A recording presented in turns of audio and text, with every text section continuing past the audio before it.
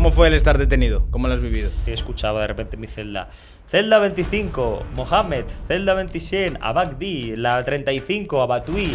Joder, me podías traer aunque sea una lonchica de jamón. Dice, es que jamón aquí no damos porque como la mayoría no come. Siendo una de las personas yo creo que más odiadas que puede haber en el Congreso, al menos por la izquierda, ¿cómo lo vives eso? Pero el votante del PSOE, yo que trato con él en los mítines, no es un votante con sentido del Estado. A lo único que se ciñe es a lo que ha dicho Pedro Sánchez. Pedro Sánchez es increíble. Yo, de verdad, cuando salga a la política me gustaría entrevistarle ya muy ajeno a la política para decir, ¿esta persona qué es? Usted la amnistía, ¿qué le parece? Y le dice una señora a su marido, ¿antes Zapatero? Y ¿a ti no te parece muy gracioso que siempre eligen al más patán para ministro de Transportes? Sí, tiene sentido. Que acapare más portadas una piñata que un tiroteo al fundador de uno de los partidos de la oposición. Eso es para replanteárselo. Tú al final eres un medio de comunicación y vives de la publicidad institucional. ¿A quién vas a querer agradar? Yo, sinceramente, he experimentado la rabia, ¿no? Y la furia en primera persona de políticos de alto nivel como Irene Montero. Yo creo que una de las cosas más ridículas que he visto en mi vida, me mandaron a hacer una cobertura de un acto protagonizado por Garzón destinado a la inclusión de los muñecos. Yo antes me metía y me aterraba porque me insultaban. Ahora ya es que como vivo ahí, ya me da igual. Imagínate que mañana sale un escándalo de Vox. ¿Tú irías a preguntarle a cualquiera de Vox con la misma fuerza que vas a los de izquierda? No.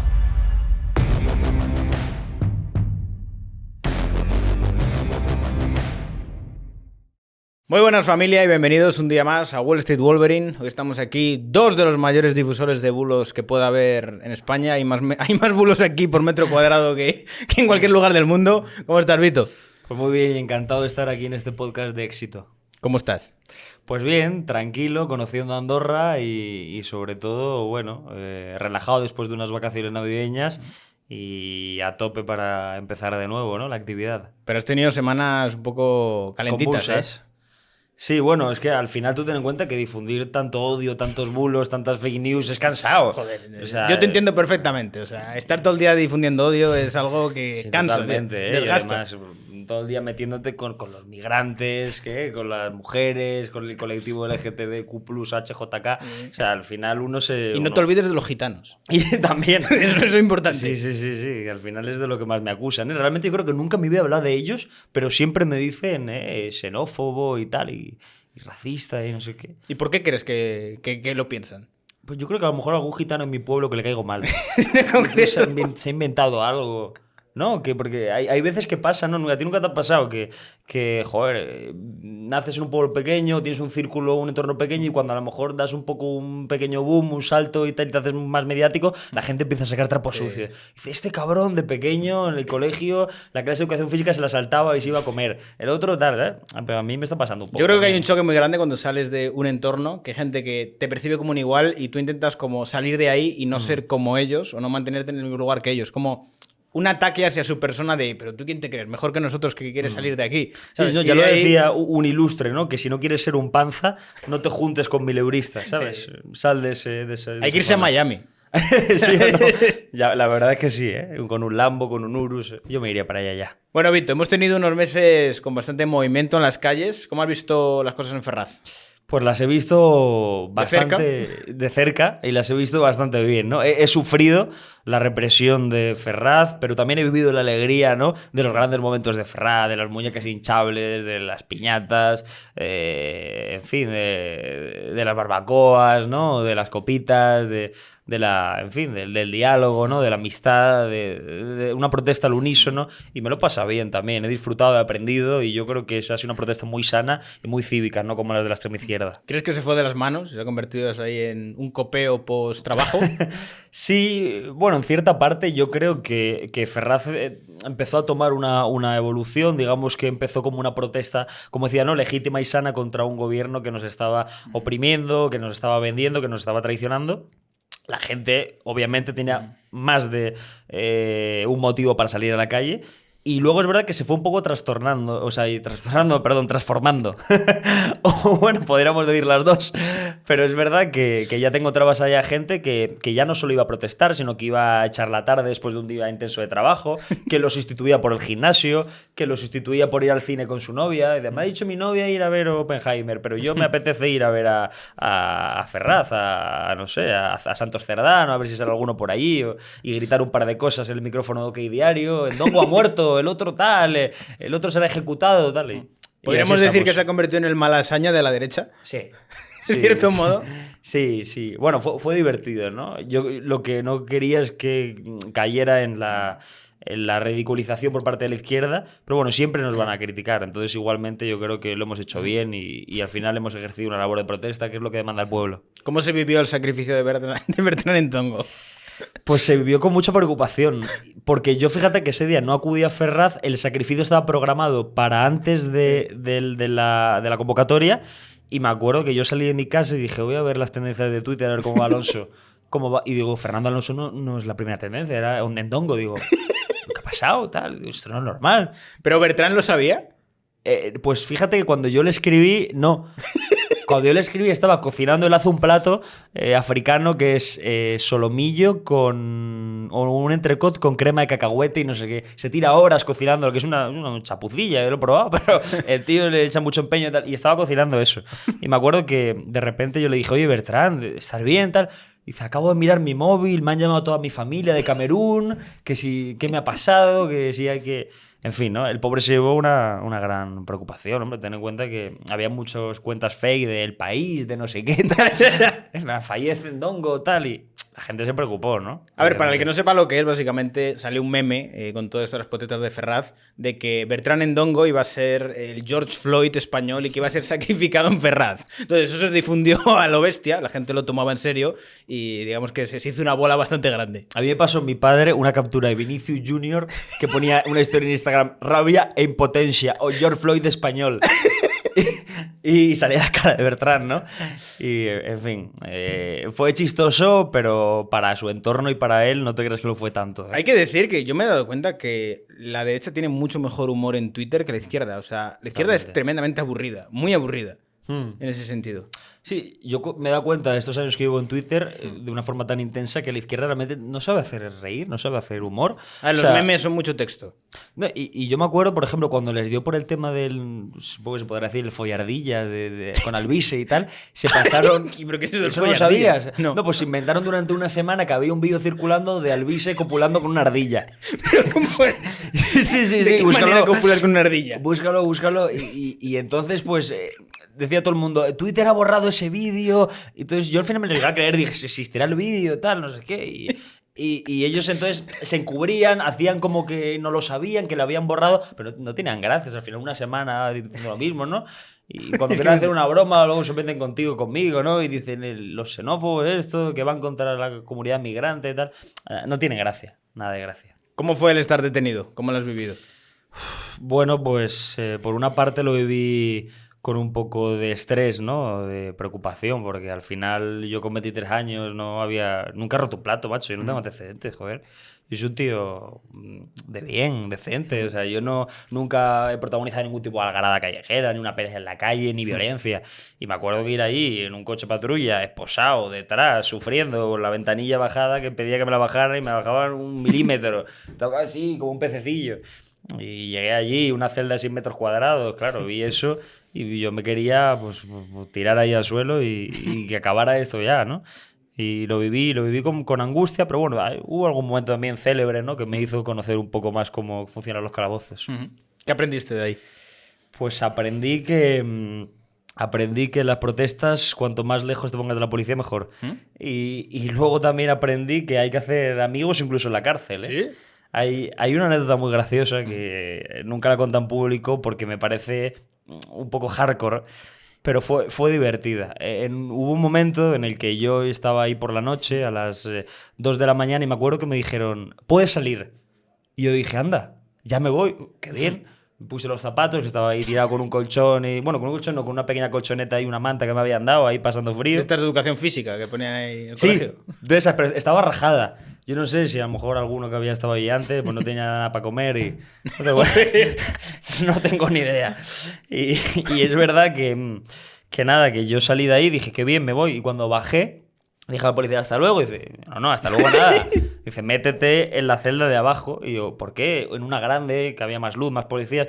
Dice, no, ahora tienes que esperar aquí a que te hagamos la ficha. Te vamos a hacer una par de fotos, las huellas del dedo. Y yo, joder, pensaba que me iba ya. Y entonces estoy solo. Y en eso que estoy solo se oye un ruido, entra más gente. Digo, verás tú quién entra. Y de repente me veo pues una persona, bueno, con rasgos físicos un tanto árabes, diría yo, que no me sorprendió mucho, y de nombre Hassan. Entonces dije, pues de Mallorca no es. Y luego fue gracioso porque entró este y, hola, buenas noches, me dijo. Yo, buenas noches, yo estaba ahí, él venía con las esposas y tal, y venía otro. Y yo dije, joder, esto no parece lo mismo, de lejos tal, y lo veo ahí gritando cánticos a favor de Ultrasur. Y Joder, vaya combinación. Sí, digo yo, ¿qué ha pasado aquí? Me dice, ¿tú estabas en la manifestación? Digo, sí. Y dice, pues arriba España, arriba, tal, no sé qué. Y me acuerdo que en un momento entra en la celda y digo, bueno, supongo que aquí los tres solos, y yo me callo. Y en ese momento le dice la policía, anda, tira para adentro y tira para adentro. El tío estaba eufórico, arriba España, ¿no? El este Ultrasur. Y me acuerdo que cuando la policía le dijo tira para adentro, dijo el otro, oye, no me trates así, que bastante tengo con que me pongas aquí con un moro. delante del chico, ¿no? De Hassan, ¿no? Y entonces de repente yo digo, ostras, verás tú que... Se va a liar. Y entonces Hassan, digo, a lo mejor es pacífico. Y de repente escucho que gira la cabeza y dice, perdona, amigo. Y digo yo, madre mía. Ya se ha liado aquí. Sí, nada, se empezó a liar. No voy a reproducir las burradas que le dijo el otro, pero es verdad que le dijo algo así como un plato de jamón te vendría bien. Y entonces el otro dijo, ven aquí, amigo, tal. Y empezó a, digamos, blasfemar, tal. Bueno, se empezaron a liar a palos delante de mí, la policía lo sacó, se lo llevó, y el otro eufórico, ¿no? Y le pregunté a la gente de policía, era una chica, tal, le dije, ¿qué ha pasado? Dice, ha entrado haciendo el saludo nazi ya de la comisaría. Iba con gasolina 98. Iba con gasolina, se encontró al Mohamed y se lió una allí. Y bueno, fue gracioso. Yo temí por mi integridad física, pero no se acercaron a mí y tal. Y bueno, son cosas que uno aprende, ¿no? Que en la cárcel pues, tienes que tener a la gente controlada, situada. ¿Qué estuviste pensando en el rato que estuviste ahí en el cuartelillo? Pues la verdad es que estuve pensando muchas cosas. Pensaba en cuando... Fíjate, lo primero que se me vino a la cabeza es cuando estaba yo en la ESO en secundaria y me echaban de clase. Joder, parecido, ¿no? Sí, no, y empecé a pensar y dije, joder, yo me acuerdo cuando estaba en secundaria y pensaba que me echaban de clase, o que me echaban de clase, ¿no? Y pensaba, ¿qué haré yo el día de mañana? Porque ahora me echan de clase. ¿Sabes? Eso no tiene un buen futuro. Y de repente digo, estoy en el calabozo. Pero bueno, no, se me pasan muchas cosas por la cabeza, ¿eh? Pero, ¿te aburriste? Bueno, la verdad es que no mucho, ¿eh? ¿No? Porque es verdad que tuve ahí un poco de dificultades para conciliar el sueño. Es verdad que yo tampoco quiero seguir fomentando odio contra ciertos colectivos que ahora dirán aquí que he venido aquí a divulgar odio, ¿no? Y divulgar, en fin, este tipo de lindeces que dicen. Pero toda la noche, macho, yo me quedé con la luz encendida porque me ofrecieron apagarme, le dije que ni de broma. Había una celda, la mía era individual, pero las demás eran compartidas. Y había gente, pues de un color más oscuro, con una serie de tradiciones que yo creo que no son las mismas y con un lenguaje pues, que yo no entendía. Entonces, que cada uno deduzca un poco. Era un cuartelillo multicultural. Sí, totalmente. No. Y entonces, bueno, toda la noche yo me iba despertando porque escuchaba de repente en mi celda. Celda 25, Mohamed. Celda 27, Abagdi. La 35, Abatui. Y así toda la noche, ¿no? Faisán, Fajir, Abagdi. Y bueno, y al final es pues eso, interesante, ¿no? Ver cómo los medios dicen que nosotros hacemos xenofobia por decir la verdad y luego cuando lo vives ahí realmente te das cuenta de que hay una realidad que es la que contamos nosotros y no la que cuentan ellos. ¿Y el resto dormía? El resto dormía pierna suelta. Yo escuché roncar muchas veces. ¿No había ruido, no había jaleo? Hubo un momento de jaleo cuando entró uno y de repente dijeron, ha venido... ¿Qué pasa? ¿Era un habitual o qué? Sí, sí. Ha venido. Sí.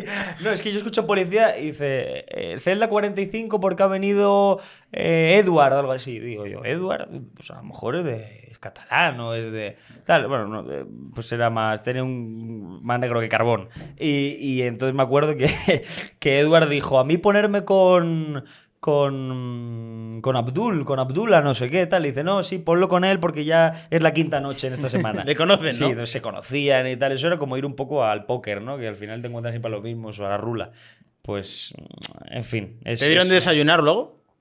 Me dieron una galleta y un zumo de naranja. ¿Galleta María o cómo? Sí, galleta María. No, era marca blanca. Sí, no, una bolsita muy cutre con galleta y con un zumo de naranja que no era natural, obviamente, ¿no?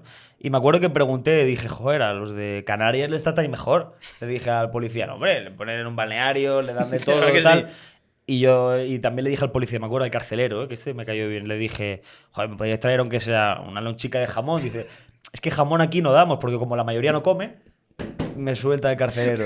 No puede ser. Sí, te lo juro que me lo dijo así. Vacilando. Te lo juro que me lo dijo así. Y le dije, ¿te puedo grabar? Y dijo, no, ¿qué pasa? No tenía nada yo móvil, se lo decía de broma. Pero me lo dijo así, me dice, Vito, ya ves, es que me conocía también. Dijo, macho, esto no hay mercado aquí para eso. Cuando empezaron a entrar uno tras otro, ¿no? Lo que he dicho, ¿no? A Batui, a Bagdi y tal.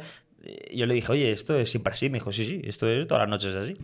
Y así estuvimos. Hasta las 5 de la mañana. Siendo una de las personas, yo creo que más odiadas que puede haber en el Congreso, al menos por la izquierda, ¿cómo lo vives eso? Pues lo vivo con resignación, ¿no? Porque al final, tú ten en cuenta que yo cuando iba al colegio, es verdad que algunos también en clase me tenían cierta tirria, joder, porque era muy de soltar algunas bromas, de que era que ponía los motes, ¿no? Y me acuerdo que yo iba a clase a veces desganado. Hubo una época en la que los de mi clase me hicieron una apartheid. Dices que le has puesto motes hasta el profesor. Y me acuerdo que dije, bueno, cuando salga de la escuela ya, por fin en mi trabajo, tendré mi grupo de amigos y que le den hasta 12 por... Y me encuentro en el trabajo lo mismo. Que llego allí, me giran la cara, no me quieren hablar. ¿Pero ningún periodista te trata así más o menos bien?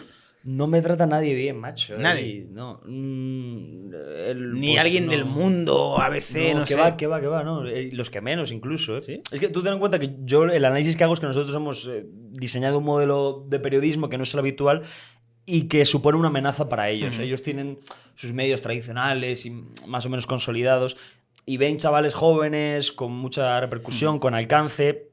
Que le echan valentía, que le echan ganas, que preguntan lo que ellos no preguntan y se sienten muy amenazados, incluso aunque sean de una corriente de derechas. No. O sea, no les caigo bien. Les cae mejor a uno del mundo un tío de Público o de La Marea o del Plural que un tío de un medio con el que yo colabore, de más o menos centro derecha. Es así. ¿Tú cuando empezaste a estudiar periodismo, te imaginabas que ibas a acabar haciendo lo que haces ahora? Pues para nada, macho, porque a mí me gustaban los deportes. Joder, a las vueltas. A mí me Has elegido deportes de riesgo ahora. Sí, deporte hago, sí, es verdad.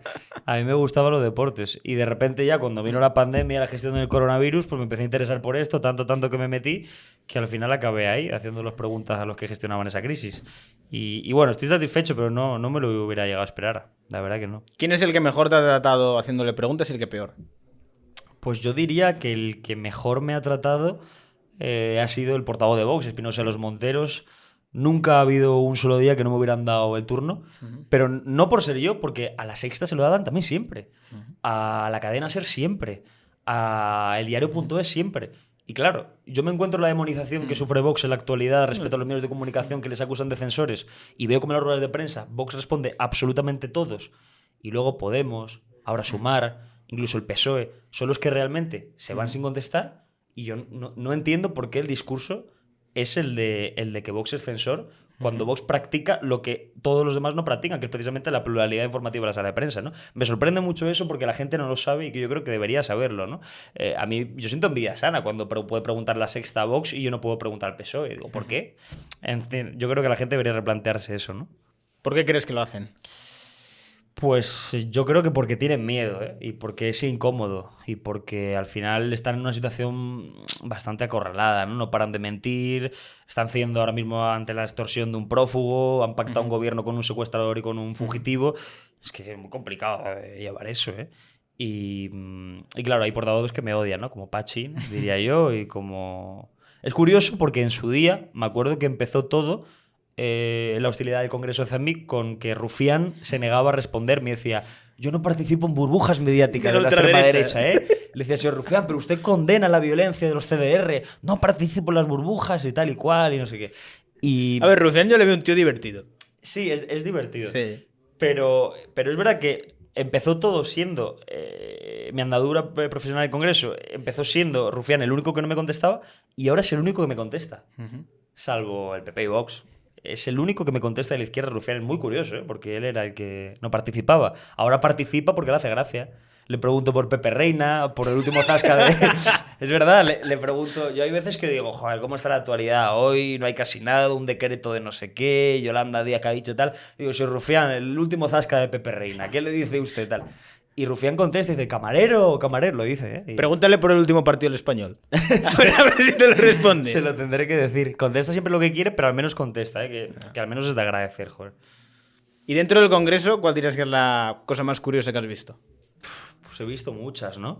A mí lo que más me ha llamado la atención, y yo creo que es algo que no sabe la gente y que me parece divertido y también pues impactante, es que se tienen cero respeto. O sea, la gente ve ahí un grupo de señores trajeados, manteniendo sus formas. ¿Dirías que no es ningún teatrillo lo que ocurre dentro del Congreso? En plan, lo que vemos nosotros y que muchas veces dice que luego se llevan bien entre ellos.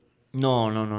O sea, es verdad que se llevan de una forma institucional. Por al final, un cargo público no puede dar una imagen de enemistad o hostilidad contra otro porque le van a decir que no está capacitado para representar al pueblo. Pero cuando los ves allí, no se llevan bien, ¿eh? Se llevan a morder, ¿eh? Yo he visto muchos chascarrillos, sobre todo de diputados de Vox contra independentistas. Eso es lo que más gracia me hace. Y he visto muchas cosas, joder, fuertes, ¿eh? Que la verdad es que no me lo espero. Y luego, entre que me lo han contado ellos o lo he escuchado por ahí, digo, no puede ser que se haya subido este de Vox al ascensor con Rufián y a la salida pues haya preguntado tal y Rufián malhumorado, ¿qué ha pasado? Y le he dicho golpista, le he dicho de todo en el ascensor, y dice que vas a la tercera planta, la tercera ¿por qué? Vete para abajo, tal. Tonterías así, pero bueno, depende de cada persona y cómo se lo toma, ¿eh? Pero he visto chascarrillos divertidos. Por ejemplo, el otro día me contaron también, porque yo al final en el hemiciclo dentro no estoy, pero en un pleno en el que estaba hablando Aitor Esteban, acababa de intervenir Ortega Smith, que se sienta unos metros delante de Esteban, estaba con un iPad. Ya sabes que los de Vox le acusan al PNV de ser el partido que recoge las nueces de Sabina Arana. Bueno, empezó a ponerle fotos de nueces en el iPad. No. Sí. ¿En serio? Sí, estaba así con el iPad y tal y me acuerdo que la imagen fue muy graciosa porque a mí luego me la contaron. Claro, yo no lo entendí. Yo estaba viendo por la televisión que lo retransmite y veo como Rufián, que está al lado, le hace así con el codo, le dice: mira, Aitor, tal, no sé qué. Y salía Smith así con unas nueces y no sé qué. Y claro, yo le dije luego, ¿no? Le dije, ¿qué ponía ahí a Javier y a otros tal? No, le han enseñado unas nueces, tal. Y bueno, entre ellos es verdad que se meten esas pullas, ¿no? Hay una muy graciosa también que un diputado al hilo de lo que decía, que muchas veces no se respetan ni las comisiones, un diputado de Podemos, sobre todo entre Podemos y Vox, ¿no? Un día me acuerdo que estaba dando un discurso a favor del colectivo LGTBI y era un poco así regordete, calvito, ¿no? No muy agraciado.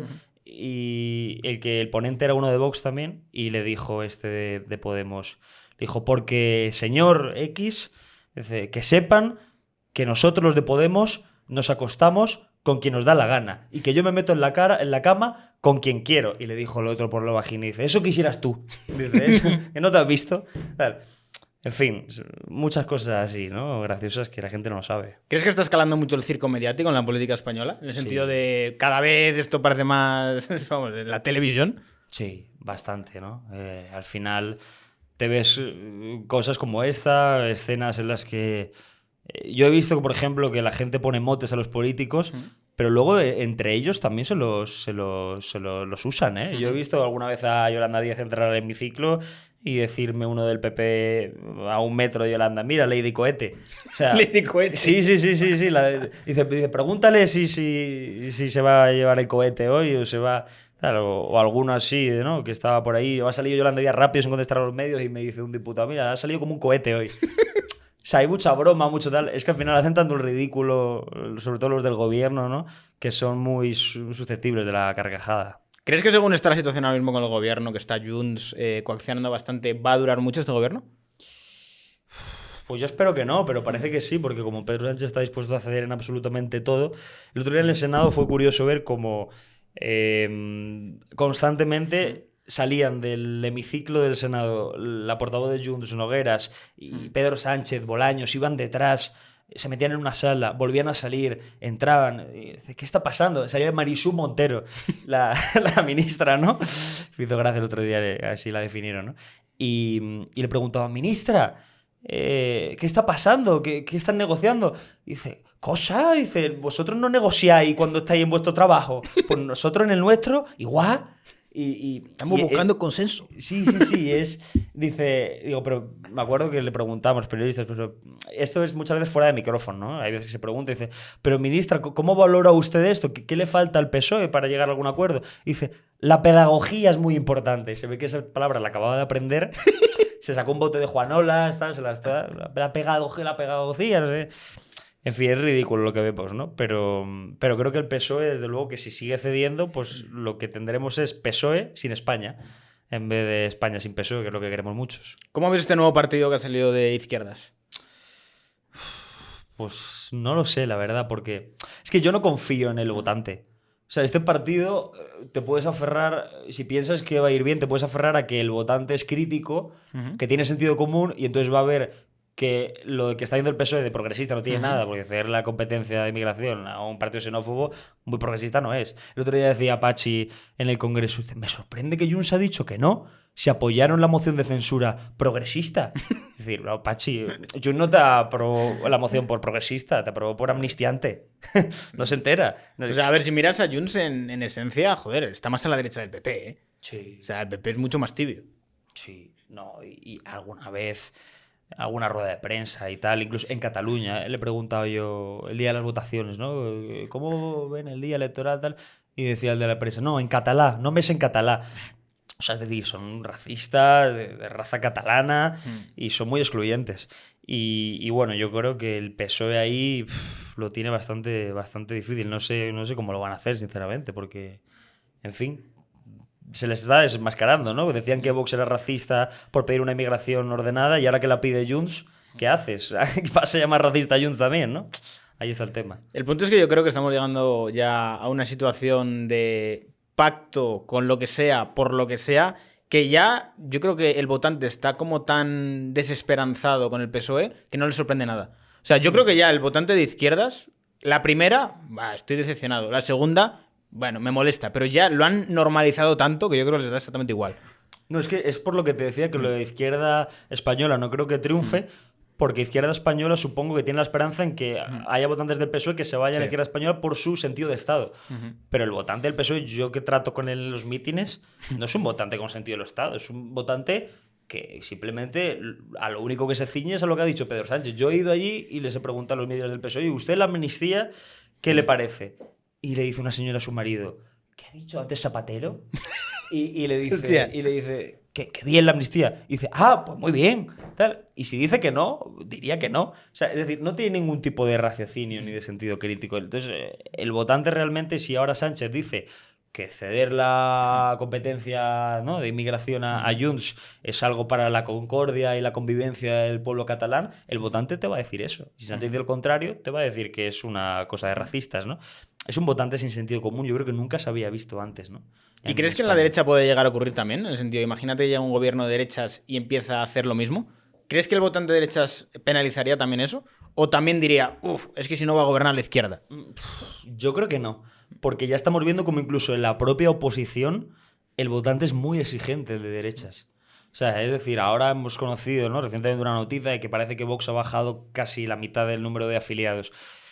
El votante de derechas es muy exigente y la gente que votaba al PP, si no le gusta lo que hace el PP, por mucho que esté Sánchez gobernando, cambia el voto. Ellos no, ellos saben que tienen que votar a Sánchez, aunque Sánchez les mee en la cara, aunque Sánchez, sinceramente, pues, en fin, se saque un cubata en un acto y diga que no, que es agua y, ¿sabes? Ellos siempre van a querer al autócrata y así estamos. Imagínate que mañana sale un escándalo de Vox. ¿Tú irías a preguntarle a cualquiera de Vox con la misma, digamos que, fuerza que vas a los de izquierda? No. ¿No? Y seguramente se me critique mucho por esto. Bueno, al menos es honesto. No, pero yo sabes lo que creo y lo que siempre digo, que la situación ahora mismo en España es tan sumamente grave y tan mala, y como los españoles tenemos memoria, hemos visto lo que ha hecho la izquierda durante años con Rita Barberá, con Camps, con alcaldes del PP, con diputados que no tenían ni la mitad de, por ejemplo, trapos sucios o casos o delitos de corrupción que tiene, por ejemplo, el PSOE ahora. Y hemos visto cómo han callado, cómo los medios, sinceramente, han sido absolutamente críticos, incluso violentos, han promovido scratches contra el Partido Popular cuando gobernaba, que yo sinceramente creo que para ganarles hay que jugar con las mismas cartas. O sea, si yo ahora, y yo valoro que haya gente muy independiente y que critique a todos, pero es que yo creo que estamos en un momento donde estamos rozando una dictadura y un golpe de Estado y en el que realmente, a ver si es un escandalazo, pero yo es que creo que lo que tenemos enfrente es tan grave que a mí no me preocupa lo que haga la oposición, sinceramente. Creo que lo único que tiene que hacer la oposición es derrocar a este gobierno ilegítimo y ahora ilegal, porque roza la ilegalidad y porque comete medidas inconstitucionales, ¿no? Entonces, creo que no lo haría. O sea, depende de qué y evidentemente depende ¿Qué tipo de cosas te decepcionaría mucho? Pues, por ejemplo, una apropiación de fondos indebida, una malversación, o incluso pues que hayan utilizado dinero, ¿no?, del partido, de los afiliados, para fines lucrativos o privados, que es precisamente lo que hace la izquierda, ¿no? Yo creo que ese es el peor delito, ¿no? Cuando le salió el caso del Tito Berni, el mayor escándalo de las Islas Canarias. Es una pena porque quedó en nada, en verdad. Sí, pues a mí me parece muy grave que utilices el dinero público para comilonas, para fiestas, para comisiones, para prostitución.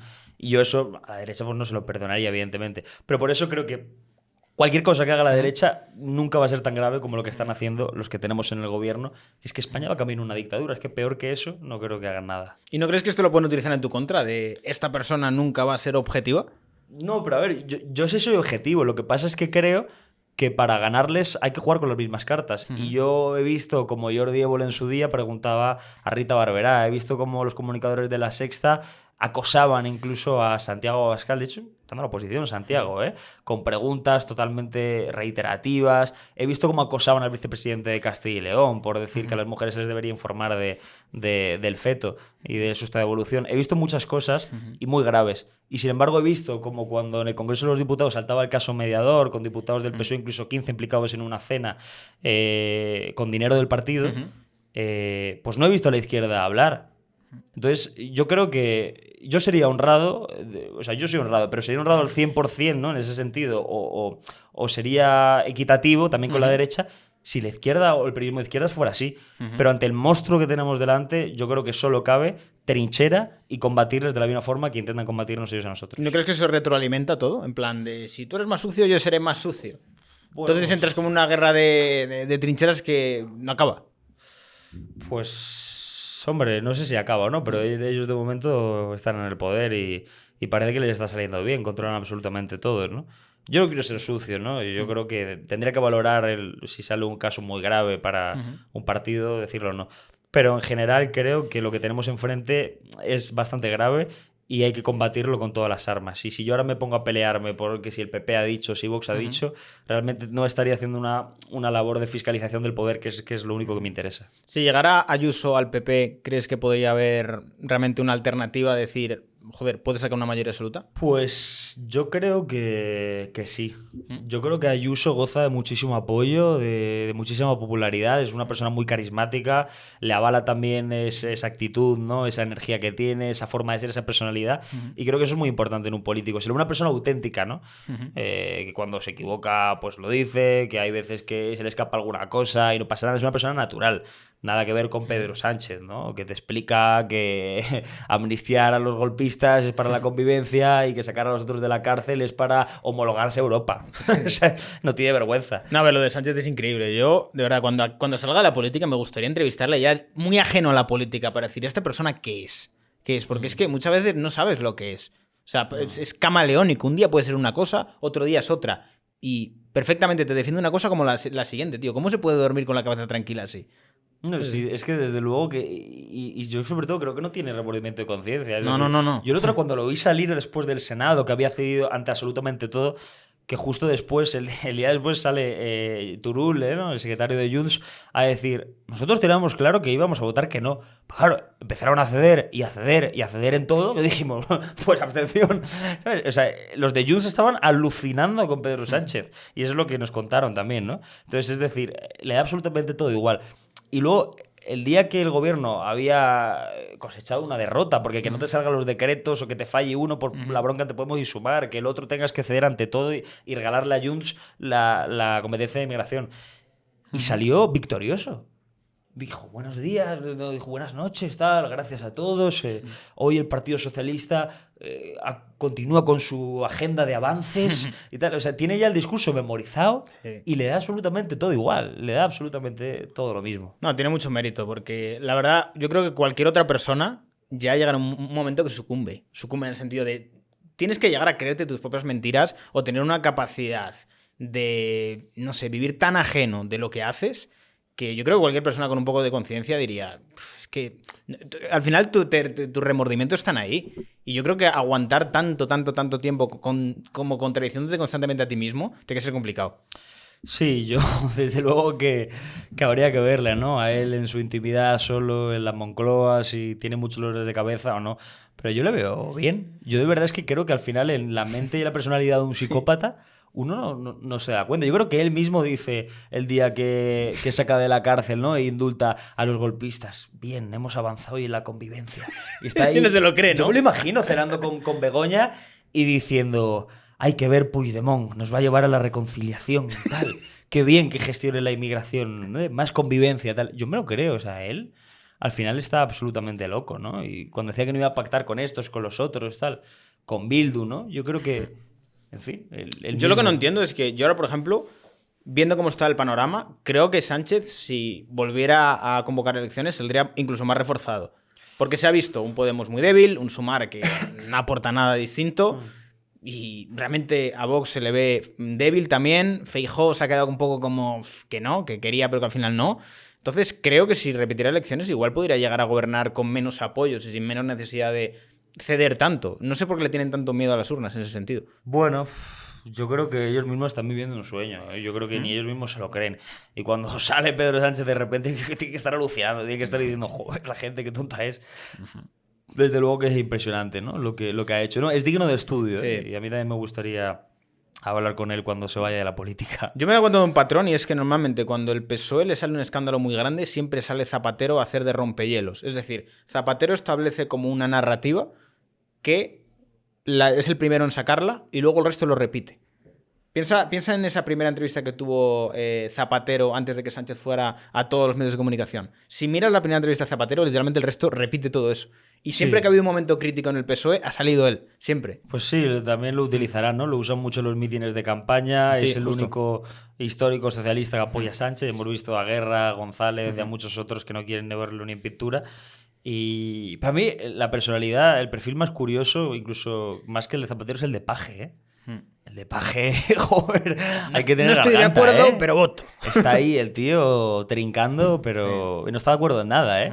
Al final es como interesante, ¿no? Porque es como si yo empiezo aquí y digo, no me gusta ni el micrófono, ni la luz, ni la mesa, pero vamos a seguir 3 horas más. Sí. Bueno, pues vete, ¿no? A tu casa. Pues es interesante lo de el problema es que viven atrapados en la política, viven muy cómodos y al final es como, vale, sí, puedo hacer un poco de disidencia, pero ahora la verdad, si no voto que sí, me voy a la puta calle. ¿Sabes? O sea, la alternativa no es bonita, es lo que ocurre. O sea, yo pienso a lo mejor en una Irene Montero, una Ángela Rodríguez Pam, es como, vale, sí, soy súper odiada, tengo que aguantar un montón de presión, pero ¿cuál es la alternativa? O sea, joder, es que al final cuando te llega a final de mes semejante nómina, sabes que ni en el mejor de tus sueños podrías ganar eso. Sí, pero van a acabar mal estos, ¿eh? Yo creo que van a acabar muy mal, ¿eh? Si no es en la cárcel o si no es... No, de verdad, te lo digo en serio, porque al final esta gente será juzgada, es decir, están incumpliendo la Constitución. Entonces, serán juzgados, en algún momento serán juzgados. Y si no son juzgados por lo judicial, serán juzgados por lo social. Y no podrán salir a la calle. Y no podrán irse a tomar un café tranquilos. Y tendrán que ir toda su vida con escolta. Mira a Óscar Puente, en el momento en el que ha empezado un poco a despuntar, en el AVE le preguntan, en el avión le dicen, te vale con el business, ¿no? Tú de Falcon no. O sea, esta gente... ¿Cómo has visto el fenómeno Óscar Puente? Porque ha empezado fuerte, ha entrado con toda la fuerza. Sí, la verdad es que yo cuando le veo las comparaciones en el Congreso pienso que le falta un palillo de estos después de comer, ¿no? Es lo que más le puede pegar. En fin. Yo creo que es el nuevo Ábalos. Sí. Es una versión de Ábalos con esteroides. ¿A ti no te parece muy, muy gracioso que siempre eligen al más patán para ministro de Transportes? Sí, claro que sí. Tiene sentido. Todos los gañanes están en transportes. ¿Por qué? ¿Qué pasa con el transporte? Meten a Ábalos, meten a tal, ¿no? Y todos cumplen el mismo patrón. Le gusta estar acompañado de chicas jóvenes. A ver, es un perfil de, digamos que de político que no sabes exactamente lo que piensa. O sea, porque tú a Ábalos realmente le coges y le puedes meter en el PP y también podría hacer cosas perfectamente. Sí. O sea, Ábalos tú le ves y es un tío que no tiene ideología. O sea, podrías meter en el PP en cualquier lado. Simplemente es alguien que vive de la política y que ya está. O sea, si le toca defender una cosa, defendería una cosa, si no otra. Da igual, y la exactamente igual. Y yo creo que también tiene esa parte como psicopática de me la pela todo. ¿Sabes? Yo estoy aquí hasta las últimas consecuencias. Les pasa a todos los del PSOE, ¿eh? Yo cuando a veces he preguntado incluso por lo de la amnistía... Bueno, lo de la amnistía creo que ha sido lo que más ha evidenciado la ridiculez de ser socialista y creer en el progreso y la democracia, ¿no? Fomentando precisamente la desigualdad en el territorio español. Y claro, cuando les preguntabas a diputados rasos, porque los que saben el discurso, los Pilar Alegría, Marlaska, Bolaños, siempre te van a contar lo mismo. Sí. Pero los que no se lo saben lo pasaban mal, ¿eh? Me acuerdo que cogía uno de Teruel y tal, Herminio Sancho se llamaba, tal. Señor Sancho, ¿cómo va a explicar a los ciudadanos de Teruel la amnistía y tal? Y se agobian y dicen, no, joder, la verdad es que es muy complicado, macho. Al final... O sea, tienes que tener muchas, vamos, pero que muchas horas de político para saber defender algo así. Es como lo de Pachi, lo que está haciendo Pachi. O sea, eso es muy meritorio, es decir... Yo creo que no está ni siquiera bien pagado, ¿eh? O sea, te lo digo en serio. O sea, tiene que salir, dar la cara y decir, tío, tengo que tener aquí toda mi cara de hormigón para defender constantemente todas estas mierdas. Que es que, tío, yo creo que no está bien pagado, ¿eh? Es que tú imagínate qué jodido tiene que ser para un portavoz de un partido que tú hace un par de meses te diga el partido. La estrategia es que a Bildu nada, con Bildu cero, ningún ayuntamiento. Y tú tan contento llegas a tu casa, voy a poner un tuit. Nunca vamos a entregar un ayuntamiento a Bildu. Y joder, llegan 2 meses después, le das el ayuntamiento de Pamplona y va un tío en una rueda de prensa como yo y le dicen, ¿cómo explica esto usted cuando dijo que no y ahora es que sí?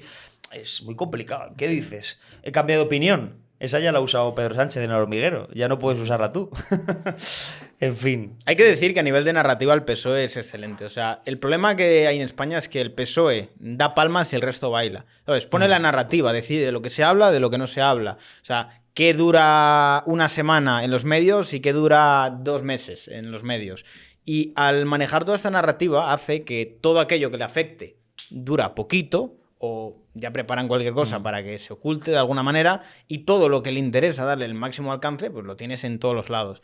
Y eso es algo problemático, porque al fin y al cabo, un poco en la línea de lo que tú comentabas, dices, no puedes combatir a la izquierda si no usas sus armas, ¿no? O sea, de alguna forma tú también vas a tener que comprar medios si quieres llegar a ese nivel de manejo de la narrativa, porque si al final la narrativa viene establecida por los medios tradicionales, a no ser que estos medios pierdan mucha reputación y mucha audiencia, siguen teniendo mucho poder. A mí lo que me parece lo más escandaloso, sin ninguna duda, de todo en España, es la relación entre el poder político, ¿no? y el poder mediático. Y sobre todo, lo más escandaloso de todo que estamos viviendo ahora mismo en este país es replantearte que ocupe más portadas de periódicos y acapare más tertulias el beso de Rubiales que, por ejemplo, el caso Mediador, ¿no? Con el Tito Berni. Eso es increíble. O que acapare más portadas una piñata apaleada que un tiroteo al fundador de uno de los partidos de la oposición. Eso es para replanteárselo. O sea, ¿eso en qué país pasa? Es decir, que tú golpees a una piñata y que te tires 3 semanas hablando de eso y que tú pegues un tiro a un político de la oposición y que se hable apenas un par de días... Sí. Es muy preocupante. Yo creo que hay que decirlo así, ¿no? Con ejemplos para que la gente lo entienda. Es absolutamente grave, la situación es escandalosa y la corrupción de los medios y la corrupción política es que no puede ir a más. A ver, en términos de comparativa, yo diría que tiene la misma cobertura mediática. Que Ortega Smith le pegue con una carpeta una botella de Coca-Cola que a Vidal Cuadras le peguen un tiro en la cara. O sea, ha tenido muy parecida la cobertura mediática. Totalmente. A nivel... Y yo creo que al final ese es uno de los grandes problemas, que cuando toda esta narrativa de los medios está dictada por los que ponen la pasta, porque sí, es el que pone la pasta. O sea, si tú al final eres un medio de comunicación y vives de la publicidad institucional, ¿a quién vas a querer agradar? Pues al que da más publicidad institucional. Si tú eres el partido que quieres quitar la publicidad institucional, vas a tener siempre a esa gente en tu contra. ¿Sabes? Es muy complicado eso, porque al final es como que tienes ahí a un cuarto, quinto poder, no me acuerdo cómo se dice, el quinto poder, ¿no? El cuarto poder. El cuarto poder, eso. Cuarto poder, y alguien lo va a querer tener a su lado, ¿sabes? En el sentido de yo lo voy a querer comprar. Si tú no lo quieres comprar, lo tendrá al contrario. ¿Cómo luchas contra eso? No, yo desde luego que siempre intento explicarlo de una forma ejemplificativa, y yo siempre pongo el ejemplo cuando, por ejemplo, me preguntan que por qué a mí me desplantan las ruedas de prensa o me censuran constantemente los políticos o no les agrado. Intento, por ejemplo, comparar a un pintor que pinta cuadros. Y imagínate que llega una persona, ¿no? Para cambiar de oficio, ¿no? Llega una persona y le dice, toma 300.000 euros. Y le deja caer que a él le gusta mucho que pinten delfines. Me encanta ver delfines. Joder, ¿qué hace el pintor que le acaban de dar 300.000 euros? Se pone a pintar delfines como un loco. Dice, este tío le encantan los delfines, tal. Y en la prensa pasa igual. Llega un político y le dice a Mediaset y le da 3 media 5 millones de euros en subvenciones. Y, joder, estamos atravesando un momento complicado. Espero que estéis a la altura. Lo dicen así. Y en ese momento, el político es incapaz de cuestionar, o sea, el periodista es incapaz de cuestionar al político de turno. Claro, con nosotros eso no pasa. A nosotros no nos financia nadie ni nos subvencionan. Entonces es muy distinto. Y pasa lo mismo en los medios, ¿no? Que al final a quien le dan pasta, pues no tiene capacidad de ejercer esa fiscalización que debe ejercer. ¿A ti no te llama la atención, digamos, que el distinto tratamiento que se tiene respecto a figuras como podemos ser tú y yo versus los que serían los homólogos de tú y yo en la izquierda? Porque yo he habido a veces que lo he dicho y a alguno le ha molestado. Digo, a mí me llama mucho la atención como gente que podría ser el homólogo mío en la izquierda, que tiene de lejos muchísima menos audiencia, acaba con un tratamiento en la prensa y con unas oportunidades que dices, macho, no sé si me he equivocado de bando, porque parece que yo debo estar del lado de los malvados capitalistas y de las grandes empresas, pero es que los de la izquierda son los que están con ellos. Están en sus premios, en sus galas, en sus programas. Y joder, yo no sé si me he equivocado de bando. No, yo cuando veo todas las tertulias televisivas, a algunos de izquierdas, ¿no? Que podrían ser los homólogos, efectivamente, influencers, ¿no? Eso es. Como Barroso, como Carla Galeote y tal. Y digo, ¿pero qué ha hecho esta gente en su vida? Una, dar discursos feministas a través de TikTok, que hasta no sabe ni editar bien los vídeos. Y el otro, hacerse fotos con las gafas a lo Harry Potter y decir que Franco sigue vivo. Entonces, es curioso. Y nosotros nos esforzamos más, al menos. Y nosotros... Joder, a ver, es que difundir bulos, tío... Ya... hay que meterle ganas. Es muy sacrificado. Al final, ser los máximos difusores de contenido fake... Pues no, pero joder, es meritorio estar entre las cuentas más corregidas por la comunidad de Twitter, ¿eh? Joder, ¿cuántas tweets corregidos tenías tú? No, yo tenía... No, 18, ¿no? Joder, Dios mío. 18... Les habrá costado mucho contarlos, ¿no? Sí, no, pero es gracioso porque incluso yo he visto como hay veces que te intenta corregir, pero y la corrección la hacen mal. O sea, yo el otro día publiqué un asunto de un youtuber marroquí que presumía de cobrar ayudas en España y que te mostraba los papeles con las ayudas que estaba cobrando y que luego se iba a comer mariscadas. Y hace un par de años salió un youtuber haciendo una parodia de que cobraba ayuda y era mentira, era marroquí también. Y de repente me corrige en Twitter diciendo, no, este vídeo es de 2004. Y yo, no, que este vídeo es de la semana pasada. ¿Sabes? Y te dejan la nota ahí y la gente se lo cree. No sé, yo creo que hay que tener también control con eso, ¿no? Esta gente, no sé quién se cree para... A ver, de todas maneras, las notas de la comunidad en muchos casos no implican una corrección, sino que a veces añaden contexto. Sí. O sea, a mí también me ha pasado alguna vez que te meten alguna nota de la comunidad que dices, vale, sí, enhorabuena, era una cosa importantísima de tener en cuenta, ¿sabes? No, es ridículo, la verdad. A ver, anécdotas por el Congreso, que yo creo que tienes para rato. Pues anécdotas divertidas, desde luego que hay curiosas, como he dicho, ¿no? Que no se respetan muchas veces y luego, por ejemplo, también es verdad que con algunos diputados que son más propensos a saltar, la situación se convierte en un poco más caótica. Yo, sinceramente, he experimentado la rabia, ¿no? Y la furia en primera persona de políticos de alto nivel, como Irene Montero.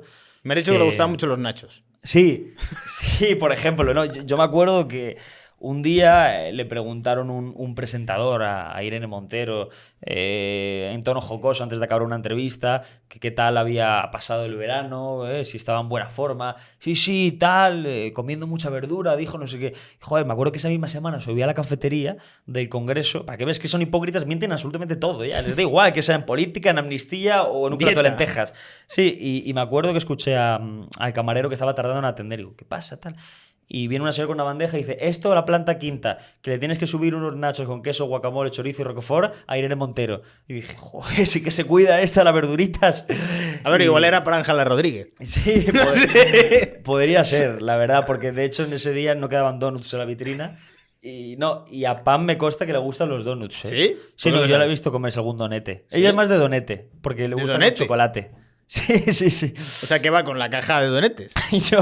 yo he visto alguna vez como en un plato se atiborraba después de un pleno largo e intenso. Sí, se tomaba. ¿En serio? Sí, yo la he visto pedirse ¿qué era? Un trinaranjus, unos donetes y un pincho tortilla. Joder, vaya combinación.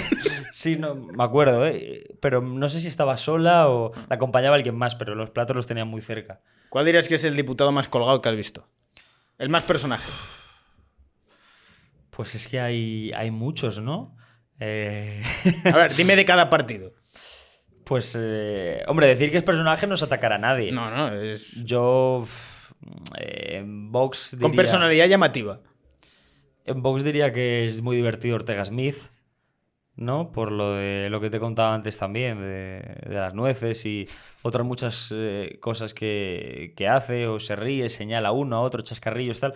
O incluso yo diría que dentro de Vox, sí, entre él y a lo mejor José María Sánchez, que algún día en algún pleno que estaba hablando alguna de Esquerra Republicana dijo alguna barbaridad y le gritaba ¡bruja! Y tal. Es gracioso.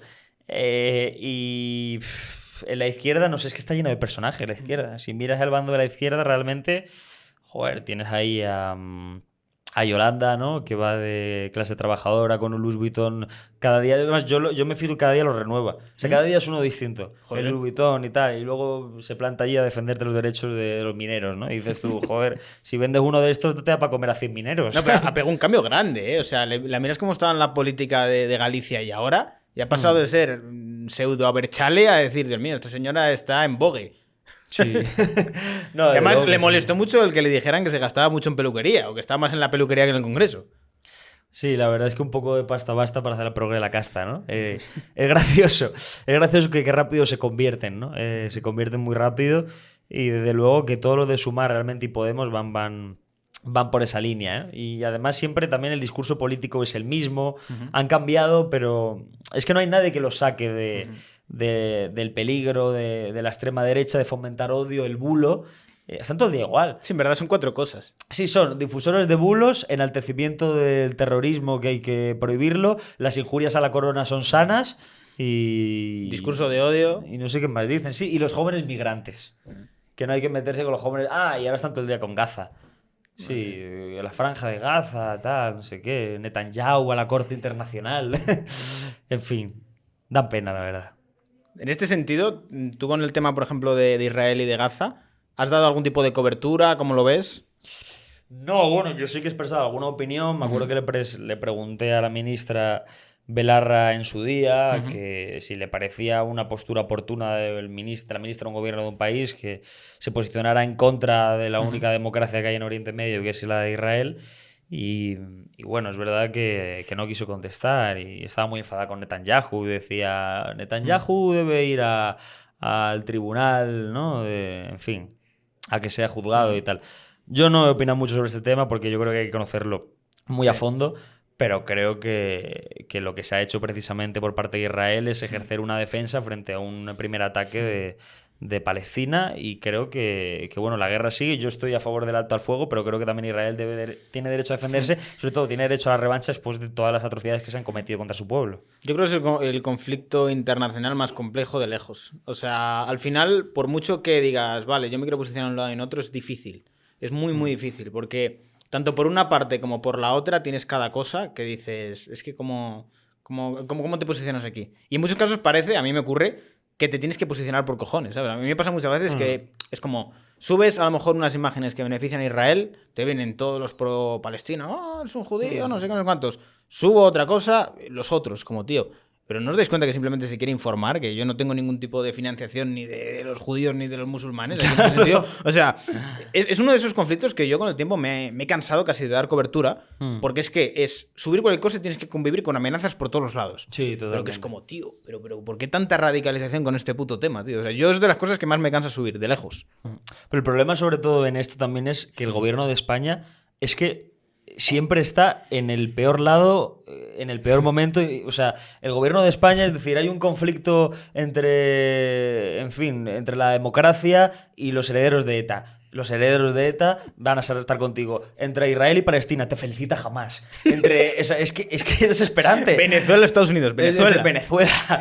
Es decir, si tienes que cabrear o a Biden o a Mohamed VI, cabreas a Biden. Si tienes que... O sea, lo de este gobierno es que ni hecho adrede, ¿no? Y cuando felicito jamás a Pedro Sánchez, es que es una humillación constante, ¿no? ¿Cómo estás viendo lo de Milei? Porque a mí me llama mucho la atención todo lo que está ocurriendo un poco a nivel periodístico. O sea, yo no he visto en igual 10 años que llevo metido en todo esto, cobertura en medios españoles de Argentina. Nunca, jamás. O sea, y fíjate que yo he sido mucho de darle cobertura a Argentina, porque es un país bastante surrealista a nivel político. O sea, es como una España con esteroides, por así decirlo, y con todo el tema feminismo y cosas surrealistas que tienen. Es un país interesante a darle cobertura. Pero hemos pasado de no saber nada a literalmente tener cada día información de Argentina. ¿Cómo lo vives tú todo esto? Bueno, pues con satisfacción, porque luego cuando llegó el resultado, pues se vio que Milei había arrasado, ¿no? Y bueno, al principio, sinceramente, me ha gustado y me he regocijado mucho cuando he visto al tertuliano progre de cabecera rabiar ante la victoria de Milei. No lo entiendo. ¿Qué ha pasado? Si salió con una motosierra. Claro, están acostumbrados a que en España... ¡Que está loco! Claro, España Abascal dice un dicho popular y tiene que dimitir porque ha dicho que colgado de los pies y no sé qué. Y claro, Milei dice eso por 8 y no le pasa lo mismo. Y el pueblo le apoya y le vota. Entonces, lo he visto con bastante satisfacción. Creo que va a hacer grandes cosas por Argentina. Y creo que es muy importante hacer lo que ha hecho Milei y es hacer pedagogía, pero esta es la de verdad, no la del Partido Socialista. Y decirle la verdad a la gente. Es decir, estamos en bancarrota, se van a cometer una serie de recortes, hay que reformar, hay que intentar ¿no? Recaudar y lo vamos a pasar mal. Pero hay que decir la verdad, ¿no? Y yo creo que es lo que Rajoy a lo mejor no supo hacer y por eso luego se comió la bronca de siempre, la victoria de la izquierda. Así que... En fin, lo veo bien y espero que el sistema español, ¿no? Se empiece un poco a acostumbrar a este tipo de líderes para que naturalicemos más a la oposición, que la oposición en España parecen demonios, joder. ¿Crees que va a volver Trump este año que tenemos ya campaña en Estados Unidos? Yo creo que sí. Y ojalá que vuelva, porque es verdad que con Trump Estados Unidos, pues, como decía el propio lema, ¿no? Estaba siendo grande otra vez. Y Trump al final es una persona valiente, un político que ha plantado cara a muchas mafias, sobre todo a la antifascista, que yo creo que es la peor organización terrorista que hay ahora mismo, de las peores. El movimiento terrorista, el Black Lives Matter, lo paró, el de los antifascistas también. Y es un presidente que no ha metido a Estados Unidos en ninguna guerra, ¿no? Y es un presidente que, salvo todos los clichés que le ponían, al final acabó siendo el presidente que más paz y más estabilidad internacional ha dado. Con lo cual yo creo que frente al relato de la izquierda hay que aportar datos y hay que aportar la verdad, que es que simplemente el legado de Trump ha sido histórico y ha sido muy bueno. Y el primero también en pisar Corea del Norte, que esto también hay que comentarlo. O sea, a ver, Trump sí es verdad que tuvo una política, digamos que internacional, bastante hostil de cara a China y de cara a Corea del Norte, pero en realidad es un tío que buscaba pactos. O sea, no buscaba guerra. Pues se le respetaba, ¿eh? Sí. A mí me gustaba cuando iba ahí, se reunía con el de Corea, le cogía la mano y le tiraba para el otro. O sea, no tenía ningún complejo, joder. Y vemos como a Pedro Sánchez cómo lo trató, ¿eh? No sé si fue en el Parlamento Europeo, ¿no? En un Parlamento Internacional. Yo creo que ni le miraba. No, pero le cogió, que estaba Pedro Sánchez así, y le dijo, tú aquí. No sé si lo viste, pero le cogió y le dijo, ahí. Y es verdad, sí, entonces. Sí, Pedro Sánchez, vale, tal, no sé qué. Igual que... En fin, en el Congreso, una cosa divertida fue que el día que me parece que era la jura de la Constitución de Leonor, fíjate hasta qué punto llega el ego de Pedro Sánchez, que los que estábamos cerca sí que podemos escuchar algo, ¿no? Habían algunos fotógrafos y yo estaba por ahí. Y entró el tío y claro, ve el asiento del rey Felipe, el trono, y se queda mirando y dice, joder, ojalá yo. Se queda así como pensando y lo toca un poco así. Lo toca, ¿sabes? Y se queda mirando y el de protocolo de la Casa Real responsable le mira así a Sánchez, ¿a dónde va tal? Y se queda mirando a Sánchez como si se puede sentar en el trono. Y claro, la gente estaba alucinando, ¿no? Y le dijo de protocolo, fue muy gracioso porque le dijo, tira para allá. Le dijo a Pedro Sánchez, ¿no? Le pierde la vanidad, le pierde el poder y es un autócrata y una persona con problemas psicológicos muy graves, ¿eh? ¿Tú crees que está intentando de alguna forma desprestigiar a la corona? Porque a veces le hemos visto mandar al rey a algunos sitios que dices, joder, vaya ganas. No, o le dejan solo al rey. Sí. El rey va a hacer un viaje y no lo acompañes. Le dice a Bolaños o le dice en fin, al de exteriores, ¿no? Le mandan a Cuba. Sí, o te lo mandan. No, yo creo que lo que Pedro Sánchez quiere es ser el rey. Y ya está. Y próximamente se verá las relaciones que tiene Pedro Sánchez con la Casa Real. Yo creo que cada vez más se está especulando, pero sobre fundamentos ciertos. Y yo creo que los españoles muy pronto puedan ver cuáles son los vínculos, sobre todo de Leticia Ortiz, con el gobierno y con Pedro Sánchez. Ya hay cosas que nos llegan y nos filtran a la prensa muy interesantes y parece ser que el rey está maniatado, y que lo tiene muy complicado. Maniatado en el sentido de que está coaccionado, en el sentido de yo sé cosas de tu matrimonio y tú vas a hacer estas cosas y no quieres que salgan a la luz.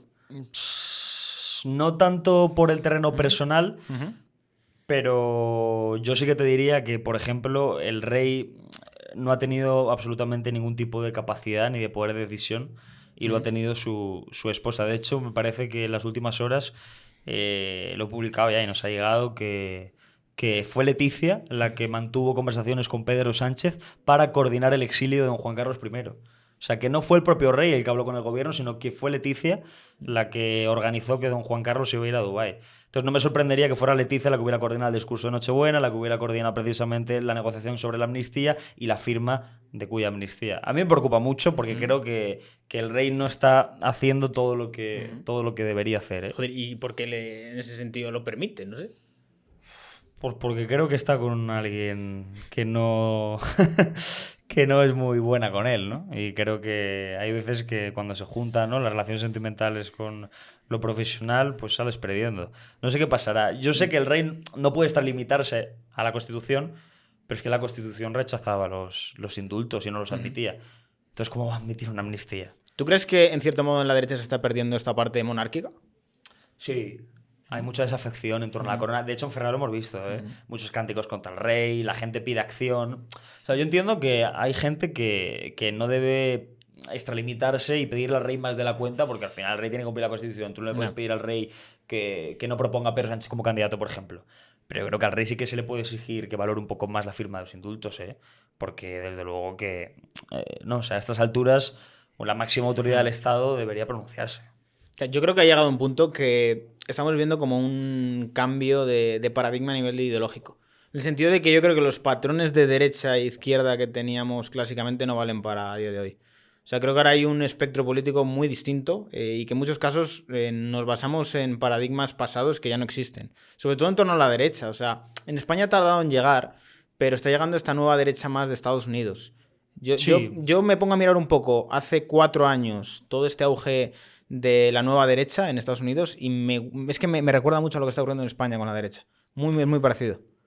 Yo creo que España en cierta parte está despertando, pero porque España está sufriendo. Y al final la única forma de actuación que tienes ante el sufrimiento atroz que estamos viviendo a nivel de asalto a la Constitución, de asalto a derechos civiles, el derecho a manifestación, en fin, los encierros en la pandemia ilegales, todos los decretos que les ha tumbado el Tribunal Constitucional, todas las medidas. La única forma de actuación yo creo que sería a la calle y protestar. Es que los españoles de a pie no pueden hacer nada más. Creo que lo están haciendo. Y creo que hay que seguir por esa misma línea, ¿no? En Estados Unidos al final la gente también empezó un poco a despertar cuando había líderes valientes que les sacaban a la calle, que iban en contra de lo políticamente correcto, de la cultura woke. Eso es muy importante porque hace un par de años tuvieron en cuenta que éramos a lo mejor... Solo habían 2, 3 comunicadores que iban un poco en contra del sistema. Ahora hay muchos, ¿eh?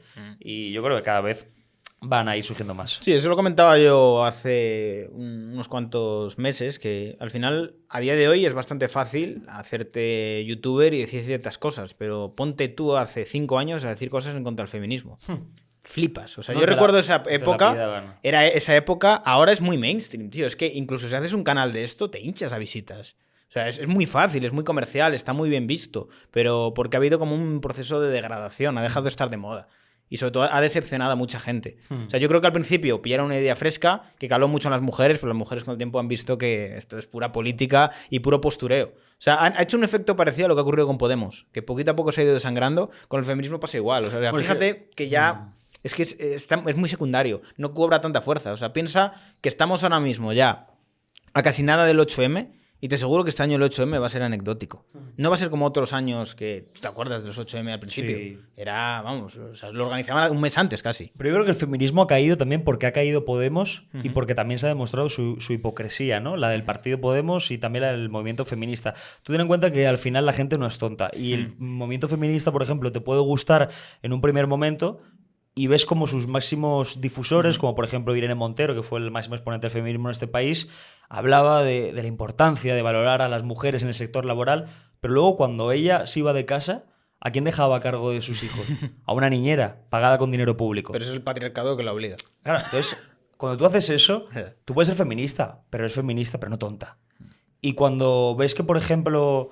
Irene Montero decía que tiene que haber igualdad, que las mujeres, tanto en el deporte como incluso en la esfera pública, deben cobrar lo mismo que los hombres, cobran menos, hay un techo de cristal. Y ves que por unas campanadas, Jennifer Hermoso o Cristina Pedroche cobran 30.000 euros más que el presentador que tiene a su lado, Alberto Chicote, por ejemplo.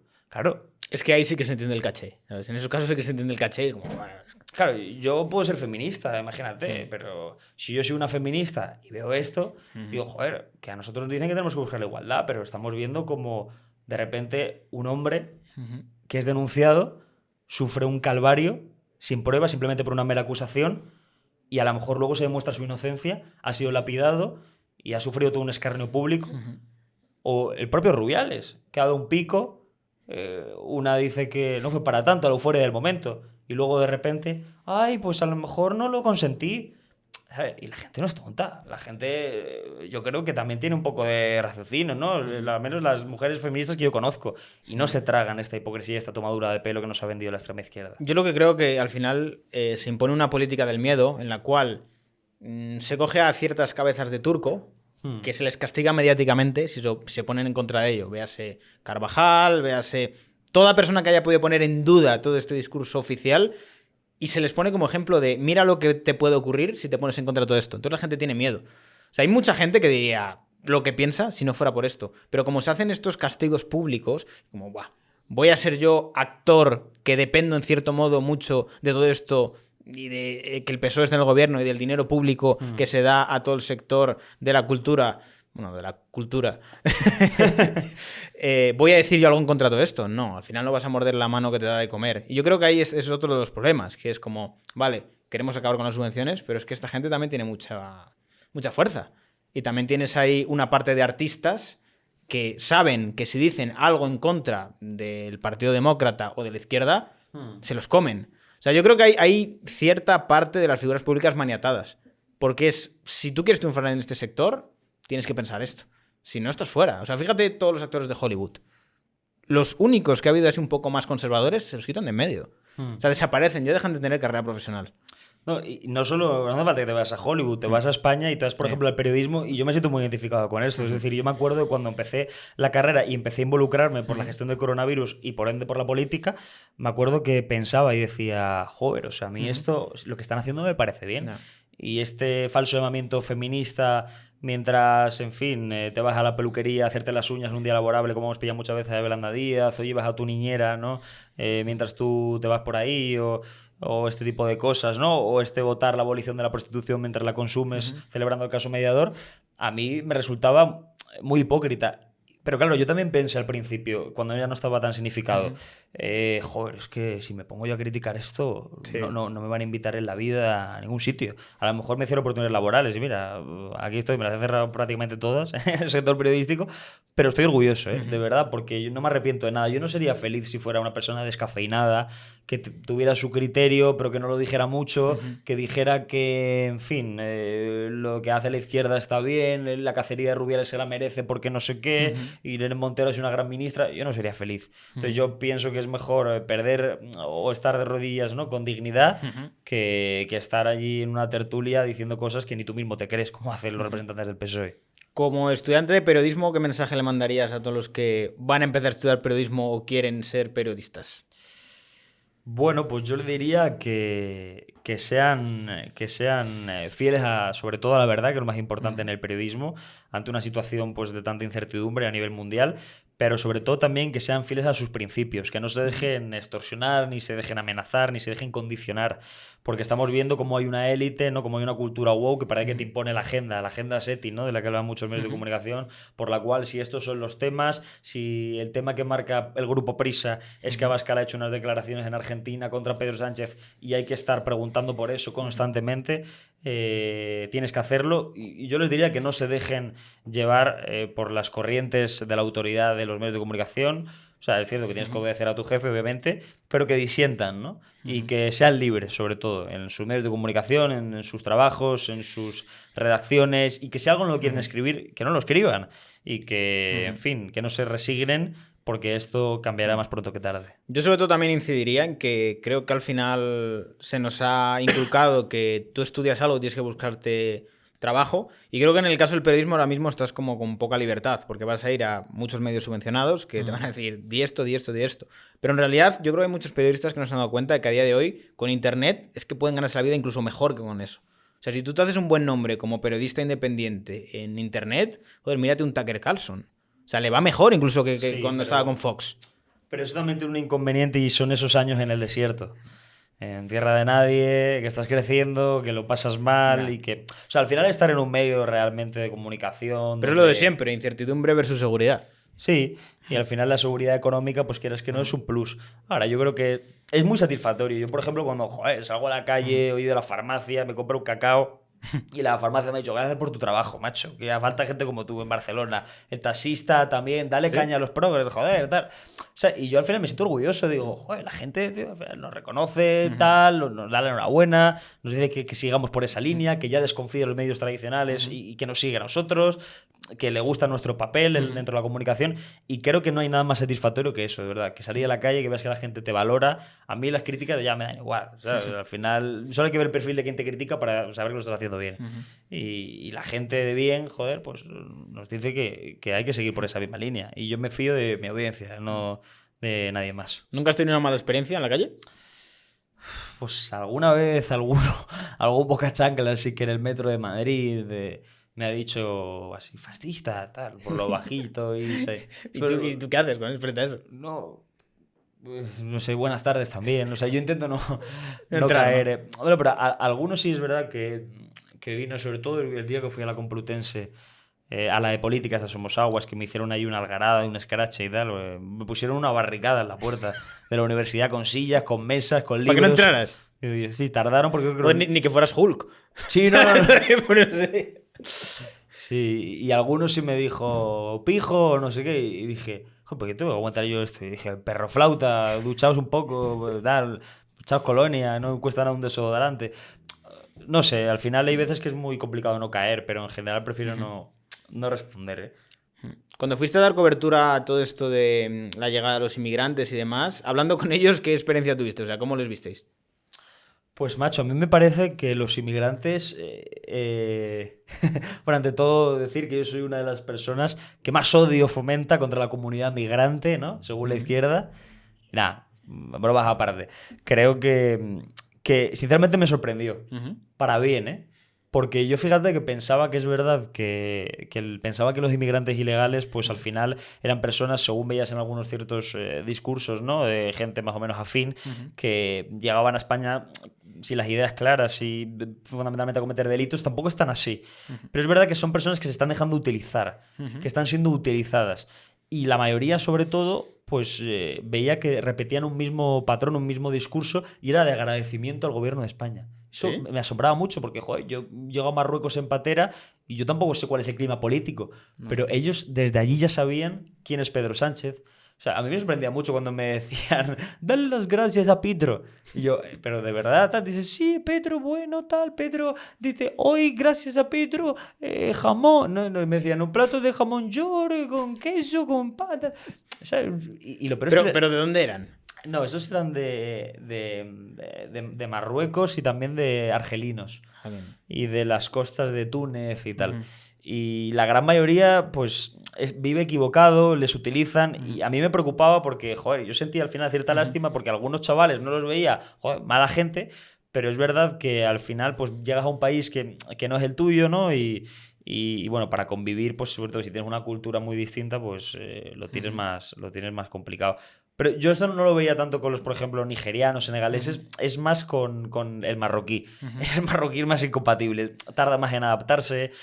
Yo les veía a veces que no entraban al centro, que se iban por ahí a dar vueltas con su teléfono móvil, con sus auriculares.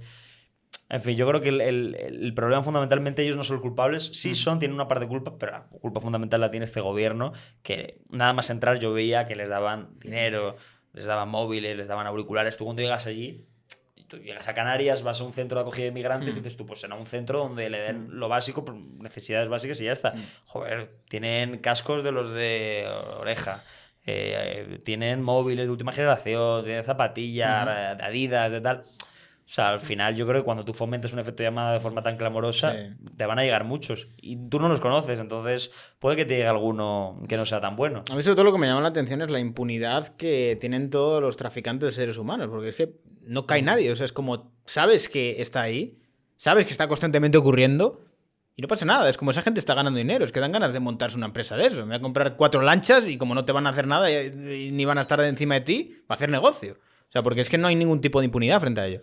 Luego, sobre todo, el problema la tienen también mucho con las pateras que llegan a Canarias las ONGs, que muchas veces son los colaboradores necesarios con esas mafias que se lucran con el tráfico de esclavos, ¿no? Es que hay un tío que se está forrando, pegando viajes, básicamente. Y es como, No, a ese no le pides que el IVA, ni tampoco le pides el IRPF. Mira, yo una de las cosas que preguntaba también, lo que pasa es que no se ha viralizado tanto, yo preguntaba mucho cuando fui allí a los inmigrantes ilegales que estaban en el centro, qué les había costado llegar. Muchos incluso decían que les había costado 4.000 euros. Joder, nada mal. Llegar, a las mafias. Y luego, sobre todo, que no te dan ningún tipo de seguridad de que lleves sano y salvo. Joder, a la costa. Es que 4.000, ¿cuánto pueden tener en una patera?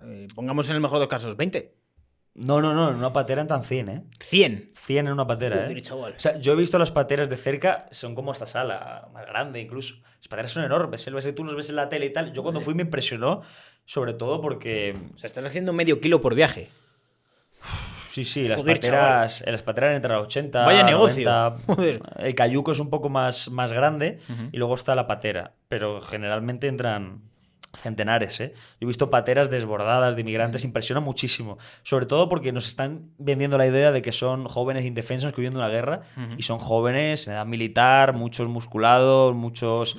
En fin, sanos, perfectamente predispuestos y que vienen a la frontera. Incluso yo vi en una patera que incluso portaban herramientas, portaban cuchillos, portaban cosas que, joder, que no son personas que están ahí, ¿sabes? Que nos intentan vender un relato que es falso. Luego yo no sé si la mayoría pues vendrán con un espíritu de convivencia o no, pero en general lo que se ve es eso, ¿no? Y... No hay perspectiva de género ahí. No, ahí no. No venía ni una mujer, ¿eh? Nunca venía ni una mujer en una patera y me acuerdo que sí, que ese es el problema, ¿no? Y yo preguntaba y también me acuerdo que claro, hay veces que da porque llegan muchos inmigrantes y dices tú, joder, ¿qué está pasando aquí ahora mismo? Y muchos que estaban ya aquí me enseñaban cómo en un montón de canales de Telegram y de WhatsApp mandaban vídeos de las residencias en las que estaban, del campo de tenis que tenían, del campo de fútbol, de la comida, de la ropa, de los móviles, claro, a sus compañeros de Marruecos, a sus compañeros de Argelia. No. Entonces, claro, cuando veían eso los otros, ¿qué hacían? Se embarcaban corriendo en un cayuco y de cualquier forma. Entonces el efecto llamada es muy peligroso porque ¿qué están haciendo? Les están invitando a venir porque les dicen que en España se vive muy bien y que aquí pueden optar a posibilidades laborales. Y es totalmente falso. Cuando vienen les dan teléfonos y les regalan una situación hiperconfortable. ¿Qué hacen? Con esos teléfonos graban lo bien que viven y se lo mandan a los otros. Y los otros de origen vienen también a España. Entonces, sí, una avalancha de pateras incesante, ¿no? Ese es el truco que tiene el gobierno y las mafias. No, es increíble. O sea, yo me estoy quedando flipando sobre todo haciendo cuentas. Porque si echas un viaje cada día... Dios, ¿cuánto está ingresando esta gente? Sí. Es una barbaridad. O sea, ¿y cuánto te puede costar cada viaje? No sé. O sea, si es un cayuco no tiene tampoco demasiado gasto, pero a lo mejor es una lancha. Hay uno que me contó que lo que hacían, una mafia con la que vino, un inmigrante, creo que era un MENA, y me contó que lo que yo creo que se le escapó el joven pequeño y tal, pero seguramente no lo dejaré decir eso. Me contó que con todo el dinero que pagan, porque yo les pregunté, joder, 4.000 euros es mucho dinero para venir aquí, por persona, tal. Y dices que muchas veces lo que hacen es utilizar ese dinero para sobornar a la Guardia Costera. En este caso era la Guardia Costera española, de Las Palmas de Gran Canaria. Y con ese dinero sobornan para que permitan que llegue la embarcación y luego se van tranquilamente y les dejan ahí en la costa, a muy pocos kilómetros escasos de la costa. Y entonces eso sí que me parece impactante, ¿no? ¿Y cómo pagas eso? O sea, cuando llegas, toma. Sí, a mí me dijeron que... A mí me dijo uno que el del barco, el cayuco, ese que va en motor, ese no va en un cayuco. Ese va en motor, deja una mochila con dinero y se va. Joder. Ese me contó eso. Y yo la verdad es que, bueno, le doy credibilidad, obviamente. Un chaval de 15 años... Pero sí, interesante. No, a ver, tiene sentido porque es lo que comentaba antes. O sea, llegar con semejante impunidad es que nadie se pone ahí a evitarlo. Es como, bueno, es que dan ganas de montes en el negocio. Sí, no tiene sentido. Cuando tú ves el barco llegar y cómo entran por la playa sin que nadie haga nada, yo desde luego creo que incluso al gobierno le viene muy bien, ¿eh? O sea, al final esta gente realmente no les cuesta tanto obtener la nacionalidad. Yo, mira, cuando fui a grabar un reportaje Elegido, que es el barrio de Almería, ¿no? Con más inmigrantes por zona, me acuerdo que les pregunté a algunos que cómo convivían allí y si realmente tienen alguna aspiración de asentarse en España. Y me decían que lo que estaban haciendo es comprar las nacionalidades. Bueno, no la nacionalidad en sí, pero el derecho de asilo, me parece, para obtener una casa. Es decir, es una estructura mafiosa, muy compleja, pero es totalmente ilegal. El gobierno lo sabe y no hace nada porque saben que una persona de estas que esté nacionalizada lo primero que va a hacer es darle las gracias a la persona que le ha traído. Y en este caso, en forma de voto, y al Partido Socialista. No, a ver, si lo miras, al final el PSOE tiene como una red de afiliados muy interesante. Sí. No, o sea, entre lo que trae de otros países, que está agradecido con ellos, y luego creas a toda una generación de mujeres resentidas que son potenciales charos, que yo le digo, eso es la cantera de las charos. O sea, hay mujeres jóvenes que, siguiendo un poco la narrativa del PSOE, acabarán siendo charos. O sea, es una potencial charo. Totalmente. Entonces, una charo es una votante de toda la vida para el PSOE. Entonces, al final estás invirtiendo bien en ese sentido. Estás haciendo unos afiliados en diferentes ámbitos que siempre te van a votar. ¿Sabes? Si estás creando ahí una red entre que luego también tienes comprados a todos los funcionarios que dependen de que el PSOE esté en el poder. Y luego también todas las redes clientelares de cultura, artisteo, demás. O sea, tienes una estructura ahí que es que me recuerda al kirchnerismo en Argentina. Sí. O sea, ¿cómo combates todo eso? No, lo están haciendo así. Sí. De hecho, yo lo que más me preocupa de este gobierno es que estoy viendo cómo están adaptando el país de tal forma que absolutamente el PSOE va a ejercer el control de todo y cuando, por ejemplo, el país quiera intentar despertar no va a poder hacerlo. Porque tienes a la Fiscalía controlada por Pedro Sánchez, al Tribunal Constitucional controlado por Pedro Sánchez, a Correos controlado por Pedro Sánchez, a los medios de comunicación y a la radio y televisión pública controlada por Pedro Sánchez. Lo controla todo Pedro Sánchez. Entonces, el otro día también la agencia F, el ex jefe de gabinete de Pedro Sánchez. Es decir, tú ahora mismo te vas a comer al bar de la esquina de tu casa y de repente preguntas quién es el que está ahí arrendatario y lo controla Pedro Sánchez. Sí. O sea, el PSOE controla absolutamente todo y yo por eso digo que estamos en una dictadura encubierta. Las dictaduras de ahora no se imponen de una forma militar ni con armamento. Se imponen a base de control y a base de, efectivamente, colonizar las instituciones. Y estamos viendo como este gobierno ya lo tiene absolutamente todo. Controla hasta Indra, el mecanismo de recuento de los votos. Es decir, yo creo que no podemos hacer ya casi absolutamente nada, a no ser que venga aquí una regeneración como la de Argentina y alguien como Milei y diga zurdos de mierda, todos a tomar por saco. A ver, yo tengo que decir que a mí cuando me preguntan siempre, Víctor, ¿por qué no montas un partido? Y digo, no, mira, chicos, aquí lo más útil no es montar un partido. Lo más útil es que todos vosotros os afiliéis al PSOE, vayáis ascendiendo en el PSOE como espías y poco a poco alguien de derechas tome el PSOE. Porque si tú tomas el PSOE, el votante del PSOE compra todo lo que diga el PSOE, porque es el PSOE y ve bien al PSOE. Claro. O sea, si tú consigues tomar al PSOE desde dentro, podrás aplicar todo lo que quieras, porque tienes impunidad absoluta para hacer lo que quieras, porque el votante traga con todo. Por eso le digo, afiliaos al PSOE, creced en el PSOE, cread como una pequeña secta dentro del PSOE y creced ahí dentro del PSOE. Es utópico, pero... No te creas, ¿eh? O sea, si eres suficiente psicópata, mira a Pedro Sánchez. Puedes ventilarte al partido si quieres, aunque te hayan echado. No, es verdad que Pedro Sánchez puede decir en un día que Abascal es un xenófobo y luego darle las competencias de inmigración al partido más xenófobo de la izquierda independentista. Y te lo digo, te puede privatizar la sanidad y te lo venderá bien y los votantes de izquierda dirán, ha privatizado la sanidad por el pueblo. Te lo venden, te lo digo. No, sí. Desde luego que Que sí, además es muy interesante porque te das cuenta como, por ejemplo, hace incluso un par de días a Pedro Sánchez le preguntaron, o un par de meses, le preguntaron por Junts y por la política migratoria de Junts y decía que no le gustaba en absoluto, que la veía una política migratoria excluyente. Y ahora, joder, negocia con ellos y se la entrega. Entonces, joder, es que es una persona totalmente sin ningún tipo de escrúpulo, ¿no? Un ejemplo muy bueno que yo veo de esto es el tema de los peajes. Con los peajes yo he visto unos cambios de... Sí. Lo vamos a quitar. Bien. No, lo vamos a poner. Bien, también. No, lo vamos a quitar. De puta madre. Y luego otra vez, no, lo vamos a poner. Viene la Unión Europea y dice que hay que ponerlos. Luego dicen que no. O sea, es como que tienes al botón de izquierdas que le parece bien ambas cosas, mientras la diga el PSOE.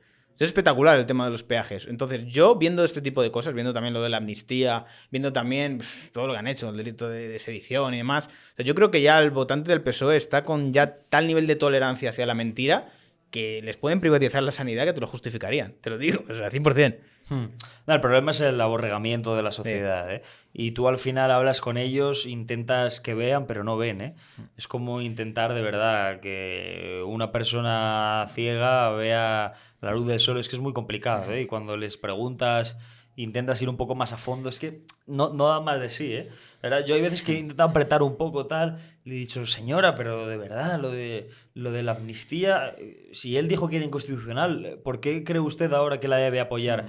Y se quedaba así y me decía, pero porque él dice que sí, entonces, ¿sabes? Es que el odio hacia el contrario prima más que la racionalidad, y eso es un error en toda democracia, porque en el momento que tu odio hacia el contrario está por encima de tu sentido común, de decir, tío, es que esto no puede ser así, lo que tienes es una sociedad sectarizada y enfrentada. Entonces es una lucha de trincheras, eso es muy complicado. O sea, yo creo que hay muchos países en Occidente que habría que resetearlos para conseguir algo, porque el problema es cuando la política se mete en tantas cosas. Yo recuerdo hace, no sé, 8 años, la política no se metió tanto en tu vida, ni en tantos ámbitos en tu vida. O sea, no llegábamos a un punto de decir, joder, yo me dejo de hablar con alguien porque sea de izquierdas o sea de derechas, o vote a uno o vote a otro. Pero creo que cada vez la política ha cogido como más fuerza dentro de distintos ámbitos en nuestra vida, llegando al punto de meterse casi en nuestra cama, sí, no, si lo hacen ya, y lo que comes, en lo que haces. Y cuanto más peso coge la política en cada ámbito de la sociedad, más podrido está todo. O sea, mira, por ejemplo, lo de Jenny Hermoso. O sea, se convierte un logro a nivel deportivo, a nivel nacional en España, en un politiqueo. Y todo es política. Y cuando todo es política, yo creo que eso es un error a nivel social, porque lo que hace es enfrentarnos, crisparnos, sin darnos cuenta de que al final el que se lucra es el político. El político es el que está dando palmas y nosotros estamos aquí como, venga, a ver qué pasa. Y yo creo que eso es un error. Y yo lo veo sobre todo que los países que más fuerza tienen en política, o la política tiene más fuerza, suelen ser países con más decadencia a nivel social. O sea, fíjate, no sé, por un ejemplo, Suiza. Suiza, ningún político es una estrella. No son gente famosa, no son gente que está ahí todo el día. En cambio, en España tenemos a los políticos como superestrellas. Están todo el día en la tele, que ha dicho no sé qué. Sí. Y a nosotros también nos encanta eso de que estén ahí y estar comentando todo. Entonces, creo que es un error que estemos tan politizados y que en muchos casos también deja entrever lo que ocurre en el país. Porque cuando la gente es feliz y la gente gana bien de dinero y la gente se puede ganar su vida, lo último que te preocupa es la política, tío. O sea, porque te van bien las cosas. Y yo creo que cuanto peor, hay más capacidad de que la política cobre más fuerza. Porque ellos dicen ser la solución. No, yo creo que cuando más pequeño y más reducido es el Estado, mejor para todos y mejor vives, ¿no? Yo creo que cuando más espacio ocupa el Estado y más facciones de la sociedad y de tu vida, ¿no? Ocupa, yo creo que la gente vive peor. Es decir, lo mejor que pueden hacer los políticos realmente es no hacer nada. Es decir, es que te dejen en paz, que te dejen vivir, que te dejen emprender, que te dejen iniciar tus proyectos, que te dejen realizar el deporte que quieras, irte a comer con quien quieras, irte de fiesta con quien quieras. O, ¿sabes? Que no te dicten lo que tienes que hacer, o en fin, o qué tienes que opinar sobre este tema, o contra quién tienes que emprender una cacería. Yo creo que el político, de verdad, lo mejor que puede hacer es dejarte en paz. Y es al final lo que más piden los españoles, que se están metiendo en nuestra vida de tal forma. Pero luego, sobre todo, también, hablabas de Jenny Hermoso. Yo creo que les utilizan de una forma que da miedo. Pero yo creo que tampoco les queda otra, tío, porque es o estás conmigo o estás contra mí, ¿sabes?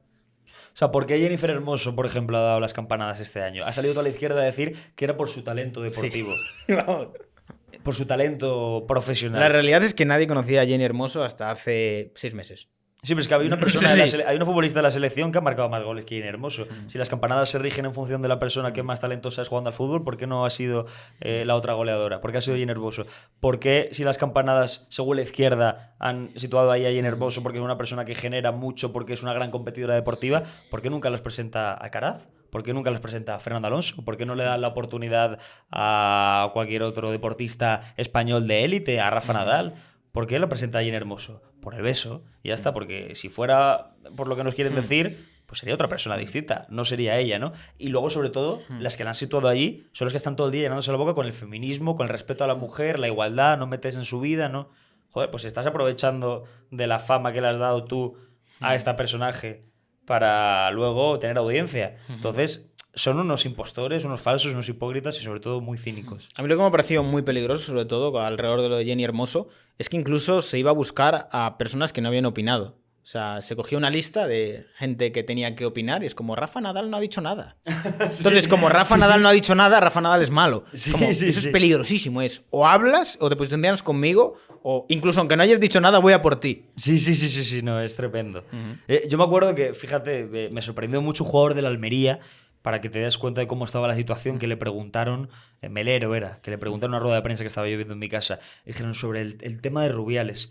Y el tío estaba temblando, la rueda de prensa estaba... Sí. Se le secaba la voz y decía, a mí no me ha parecido tanto como una agresión, y se le secaba la garganta y... O sea, tiene un miedo asfixiante, acojonante. Es decir, cuando, joder, que nosotros estamos defendiendo la verdad, lo razonable, lo bueno, lo de sentido común, lo obvio, lo general, lo social, lo que defiende todo el mundo. Es decir, es que, ¿por qué cojones nosotros tenemos que tener miedo a defender cosas que son sensatas, que son correctas? ¿Por qué nosotros tenemos que tener miedo a defender que precisamente eso no fue una agresión, que fue un pico, que es lo que piensa todo el mundo y en otros países? Porque nosotros tenemos que tener miedo a defender una carga fiscal baja, que es precisamente lo que hace que las economías de los países crezcan. Porque tenemos que tener miedo a ir en contra del feminismo supremacista porque arruina y destroza la igualdad entre hombres y mujeres. Porque tenemos que tener miedo a tantas cosas, ¿no? A la memoria histórica, tal. O sea, es decir, nosotros estamos en el lado correcto de la historia. Y lo que pasa es que nos han hecho creer ellos que nosotros somos los malos y que nosotros tenemos que pedir perdón. Y de perdón y de permiso a la izquierda, nunca. Yo creo que al final el punto que cambia todo es el miedo, justo. O sea, yo creo que el día que la gente deje de tener miedo a ser cancelado, porque esto lo explico yo muchas veces, solo te cancelan si permites que te cancelen. En el sentido de, si tú agachas la cabeza y dices, perdón, he sido malo, pero si tú dices, no he sido malo, no he dicho nada malo, ¿quién te cancela? No puedes ser cancelado. O sea, estás siendo coherente con tu visión. O sea, te cancelan cuando tú de verdad te agachas y te arrodillas frente a todo eso y pides perdón. Y además, fíjate que toda persona que se ha agachado y ha pedido perdón luego no ha recibido misericordia. Todo lo contrario, se han cebado todavía más con ellos. Mira, al hilo de eso, no, yo aprendí esto, macho, yo cuando entré aquí a trabajar en el periodismo político era un enano, de hecho no había acabado ni la carrera, estaba empezando, tenía 18, 19, y empecé y tal, y me acuerdo que de repente, nada más empezar, no me conocía mucha gente, no tenía apenas seguidores, se viralizó un vídeo mío haciendo una encuesta a gente de Podemos y tal, era sobre las fiestas del colectivo LGTBI en Madrid, que dejaban absolutamente todo perdido, ¿no? Y me acuerdo que yo estuve desde un punto de vista en la entrevista criticando eso y tal. Y de repente un entrevistado me dijo que no tenía razón yo, que eso es un derecho, que hay que respetar, hagan lo que hagan y tal. ¿Derecho a ensuciar o cómo? Sí, y entonces, derecho a todo. Entonces yo como que me lo llegué a creer, me empezaron a insultar, a decir que yo era un ridículo por defender el orden en la calle, que eso no era lo importante. Y entonces yo dije, joder, a lo mejor he sido demasiado incisivo con este entrevistado, la izquierda me está atacando brutalmente, es la primera vez en mi vida que sufro una cacería mediática y claro, tenía ahí yo de la noche a la mañana, que no era nadie, 500 comentarios de subnormal, xenófobo, racista, LGTBI-fobo, ¿sabes? Un montón de lindezas y dije, voy a pedir perdón, joder, estoy asustado, a ver si no voy a poder hacer nada en mi vida, no voy a poder salir a la calle. Bueno, las redes me atormentaron y dije, tal vez he sido demasiado crítico, lo que quería decir es que lo respeto, tal. Y bueno, los comentarios no fueron de gracias, te honra rectificar. Los comentarios fueron subnormal, recoges cable, ridículo, qué idiota eres, encima eres tonto y en tu casa no te lo dicen. Y yo dije, joder, que son unos hijos de puta. Son unos cabrones, tío. Sí. Son basura. Yo te diría que de primera mano yo conozco que la gente, sobre todo con más difusión, los más conocidos, tanto que tienen podcast, que tienen canal de YouTube, les aterra, de verdad, les aterra meterse en escándalos. O sea, les aterra. O sea, le tienen un miedo, una fobia que es como a la mínima que pueden ver que algo, vamos, que algo puede salirse de madre, perdón. O sea, viven con un miedo increíble, que luego en realidad es muy artificial, porque es muy poca gente que hace mucho ruido y que tú acabas como proyectando que es como, Dios mío, estoy siendo atacado por todo el mundo. Pero en realidad, en términos absolutos, es como, ¿qué porcentaje de la población te está atacando? Mínimo. Y son el mismo tipo de perfil de persona. Es como, ¿tú de verdad quieres agradar a ese tipo de persona? Claro. ¿Realmente compartes algo con ese tipo de persona? ¿Por qué coño quieres caerles bien? Sí, totalmente.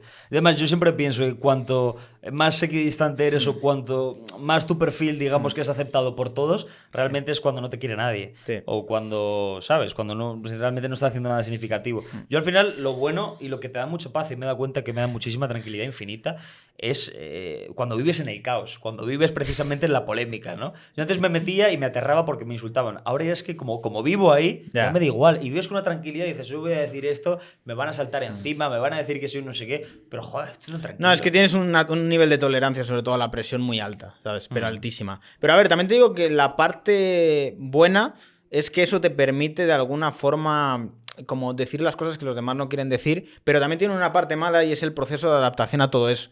Porque nadie te enseña a gestionar todo eso. Claro. O sea, tú de repente un día dices, buah, tengo un jaleo aquí y hay gente que lo lleva bien, pero hay gente que no lo lleva nada bien. Sí, ¿sabes? Y depende mucho de la personalidad. O sea, es con una persona que a lo mejor puede ser, no sé, más inestable respecto a su gestión emocional y le puedes meter en un serio problema, ¿sabes? Consigo mismo. Porque, a ver, piensa que en general, yo esto lo veo mucho con muchas personas y que en general antes no era consciente de ello. Y es que la gente normal no está acostumbrada a recibir críticas. No, claro. Entonces, cuando tú realmente expones a alguien anon a críticas, cuidado. ¿Sabes? Aunque yo a veces pienso, tío, es que se merecen que le merecen todas las críticas posibles, pero luego pienso, tío, es que en realidad no es consciente de lo que está haciendo, ¿sabes? Y yo sobre todo en esto también, como siempre, veo muchísima hipocresía, porque fundamentalmente somos nosotros, los críticos con el establishment, los que sufrimos esa oleada de represalias y de violencia verbal, cuando no es física, y es la izquierda la que se rasga las vestiduras. Yo he visto como, por ejemplo, una tuitera que se levanta y dice, buenos días, Vito Quiles es un hijo de puta. Buenos días. Alvise se folla ardillas y se come 40 donuts. Sí. El otro hace no sé qué. El otro es un xenófobo, tal. Y algún día le contestaron a esta y dijo... Salió una noticia en una tuitera conocida y dijo, se cierran las redes por la presión de la derecha. Es que dice, joder, si te pasas la vida insultando, tía. Y entonces, a mí esto me hace gracia también con los partidos políticos. El PSOE ahora dice que después de lo de Ferraz, que es un colectivo vulnerable y que lo está pasando mal. Pero en la víctima, son especialistas. Y Sánchez ha pedido amparo a las asociaciones de prensa en las instituciones para que le apoyen ante los peligrosos pseudomedios. Es decir, ¿es el mismo PSOE que hizo una foto con Rajoy guillotinado? Este PSOE que está de fotos con Rajoy guillotinado es el que está pidiendo amparo a la asociación de prensa porque Vito le ha preguntado a Pedro Sánchez. ¿O es el PSOE que está rasgándose las vestiduras porque hay una piñata de un muñeco que parece ser Pedro Sánchez? El mismo PSOE que fomentaba los scratches, la violencia, que la justifica, que la avala. El mismo PSOE que ha pactado con los que han asesinado a 900 tíos en el País Vasco y justifica la lucha de ETA. Este es el mismo PSOE que dice que es un colectivo vulnerable. Es que es una hipocresía más no poder y una vergüenza infinita. Es que con esto volvemos a lo que hablamos antes. Al final, si manejas la narrativa, sabes dónde poner la portería. Y es lo que hacen, básicamente. O sea, cuando tú te toca ser víctima, eres especialista en ser víctima, pero cuando te toca ser lo otro, también puedes hacerlo. Y ahí está el problema, y es que manejan la narrativa. Entonces, cuando tú dejas que manejen la narrativa, ellos deciden cuándo son los buenos y cuándo son los malos, y cuando les interesa o cuando el otro es el bueno y cuando el otro es el malo. Y ahí está el verdadero problema, el manejo de la narrativa. Es algo que desde hace mucho tiempo lo gestionan muy bien. Fíjate cómo el PP siempre está como con miedo al PSOE. O sea, es como el PP ve al PSOE como el hermano mayor al cual tiene que complacer. ¿Sabes? El PP tiene muchos complejos de todo eso. Y esto es básicamente porque le saben llevar la narrativa. Y es como yo, cuando estaba Rajoy, te reviento a nivel mediático, pero cuando deja de estarlo, continúa haciéndolo, a pesar de que, joder, Pablo Casado no ha hecho nada. ¿Sabes? Llegó y como, vale, te cae todo lo que ha ocurrido con Rajoy previamente. ¿Sabes? Pero no son capaces de realmente decir, yo voy a dejar de complacer al PSOE, sino que siguen como con esa ilusión de yo voy a ser la buena derecha, como si el complacer al PSOE te haría bueno. No, a mí esto me parece muy curioso, por ejemplo, cuando tiras de lo que pasa en el día a día y ves como el Partido Popular, ¿no? Que está constantemente condenando absolutamente todas las declaraciones de Santiago Abascal porque se las pide el PSOE. Santiago Abascal dijo algo de Pedro Sánchez jugado a los pies, una expresión popular, y de repente le dijo el PSOE a Feijóo, Feijóo, mira lo que ha dicho. Pero cuando en el 8M dijeron que ojalá la madre de Abascal hubiera abortado, nada. No salió nadie a pedir a Pam y a todas las que había ahí a que condenaran eso. Entonces, es decir, el PP no, ¿sabes? Nadie pide la condena de eso. Y claro, me veo con una rapidez que el PP condena lo que ha dicho Abascal y el PSOE no condena lo que dicen sus socios.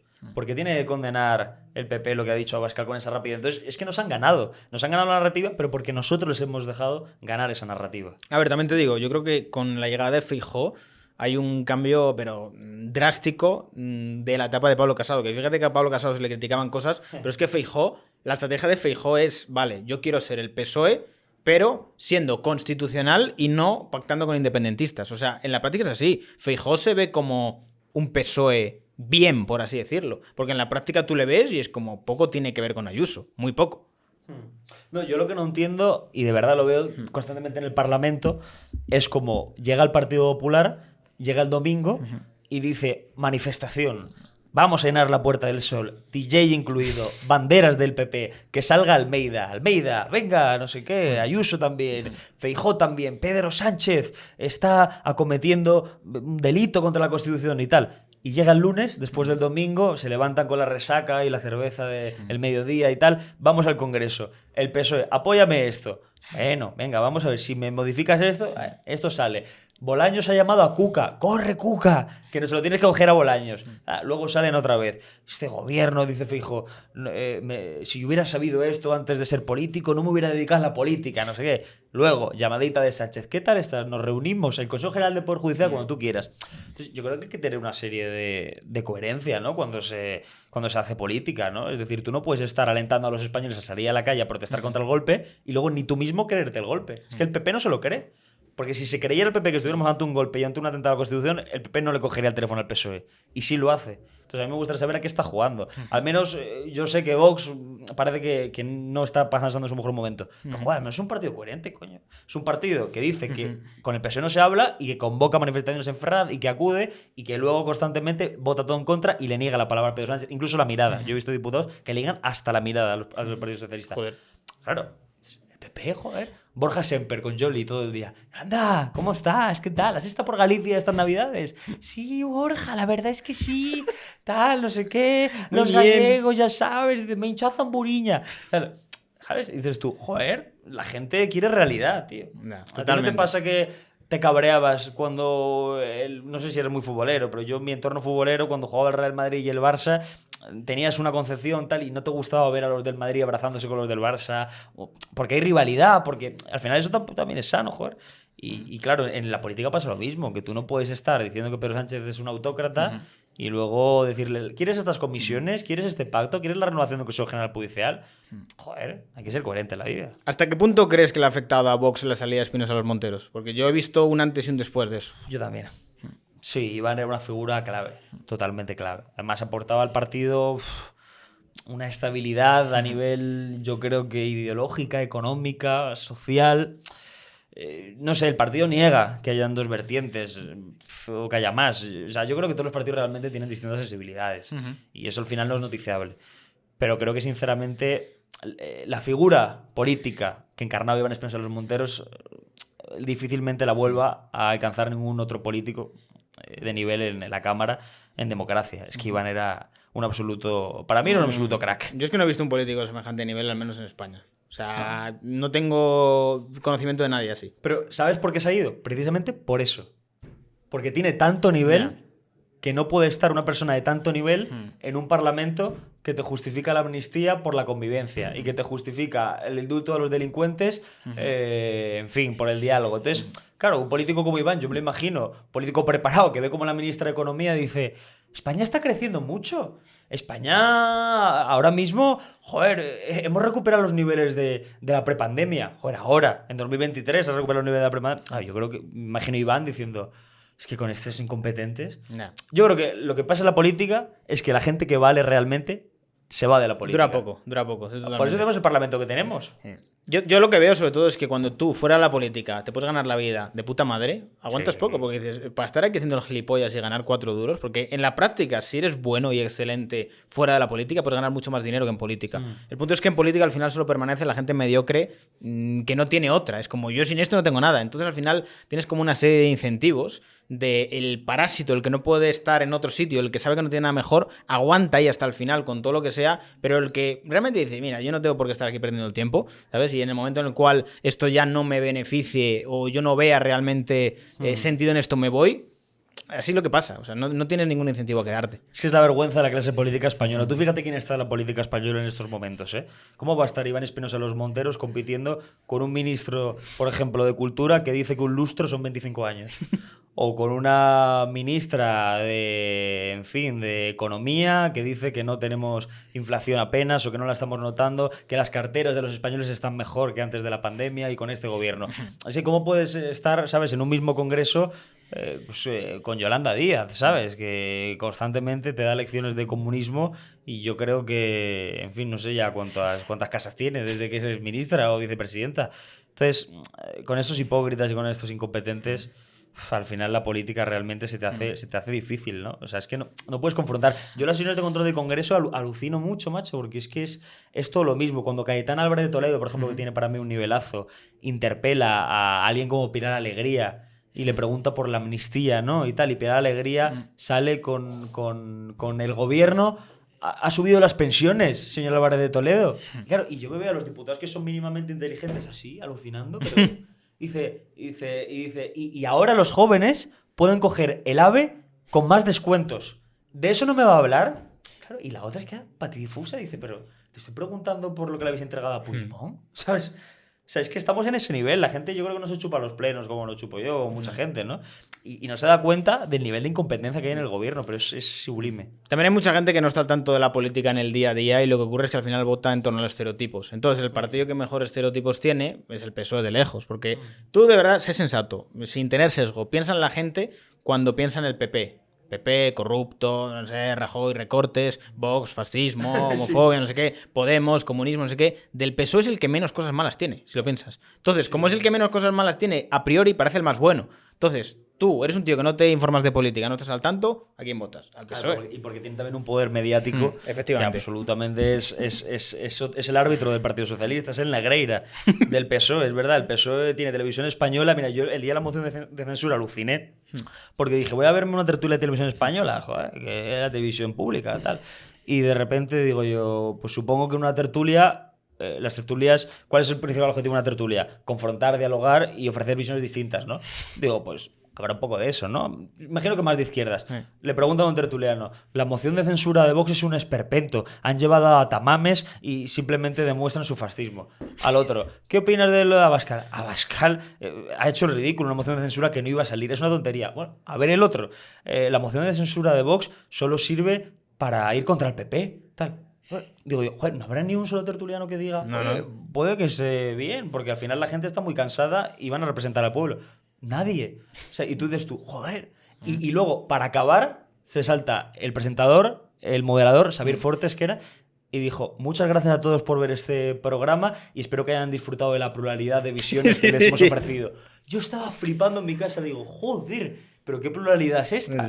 El que no le llama facha le llama oportunista, el que no le llama oportunista le llama ridículo y el que no, que favorece al PSOE, la moción de censura contra el PSOE. Y dices tú, coño, y sale el moderador para culminar diciendo, espero que les haya gustado esta variedad de opiniones, tal. O sea, lo de los medios en España es absolutamente ridículo, el poder mediático. ¿Tú llegaste a tratar con Pablo Iglesias?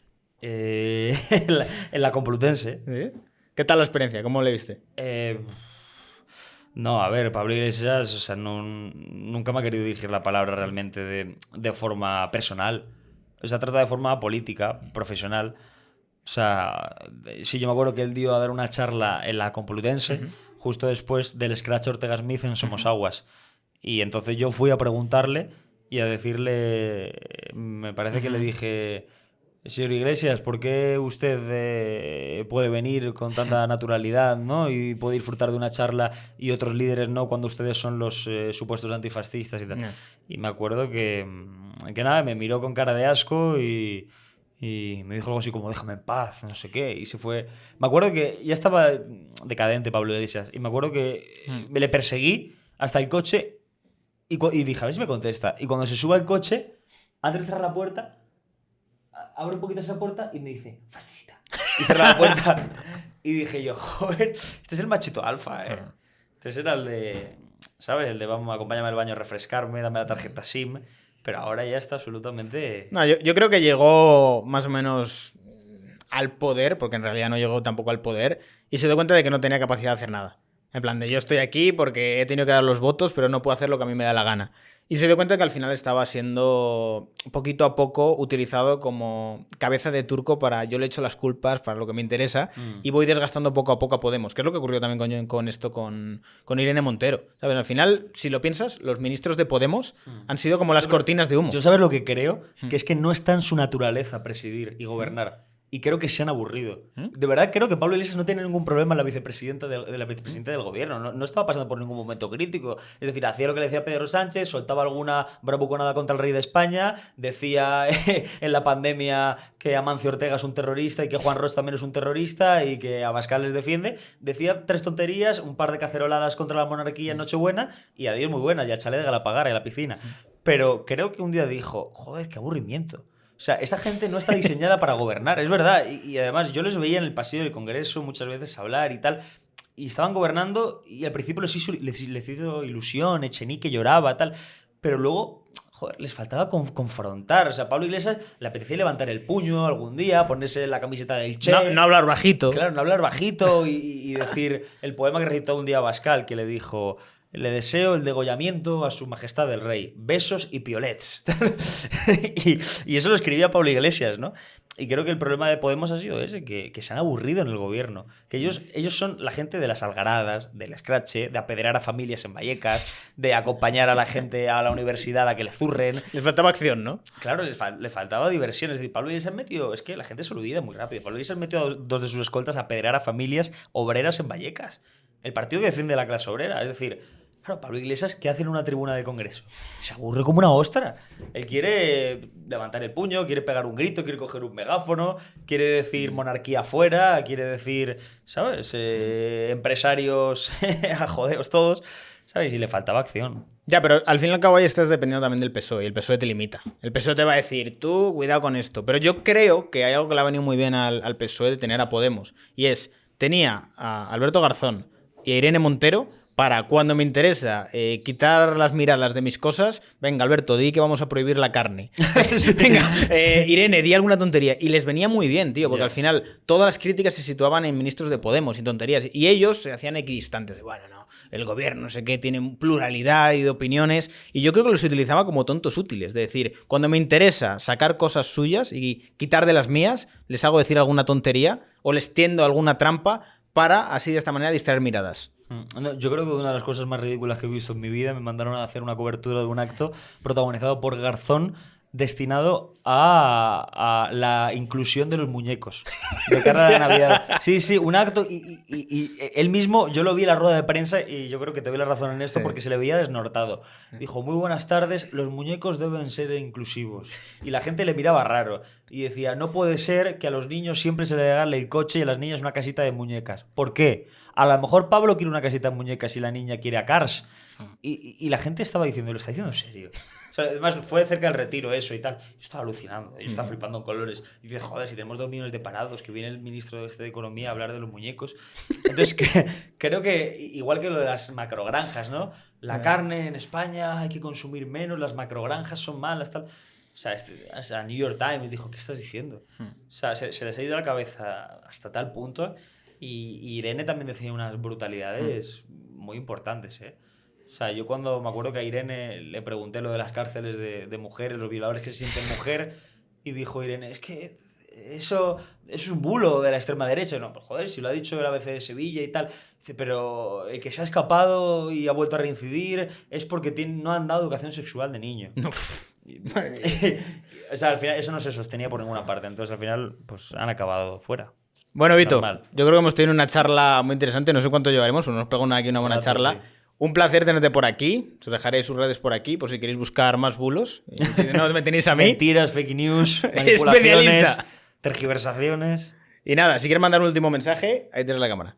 No, bueno, que muchas gracias a todos los que nos han visto en el podcast y se han quedado hasta el final. No sé a estas alturas si eran muchos o pocos. Espero que funcione y que puedan escuchar, bueno, una voz distinta, ya que la mayoría de medios de comunicación y de periodistas parece que están cada vez más comprados, y para mí es un orgullo ejercer una labor, pues yo creo que diferencial respecto a los medios de comunicación tradicionales y a lo que ha sido el periodismo hasta ahora. Así que gracias también a ti por esta entrevista, y me lo paso muy bien y espero venir más veces a Andorra aquí a saludarte. Nada, chicos, dejadme en los comentarios qué os ha parecido y nos vemos en el próximo podcast.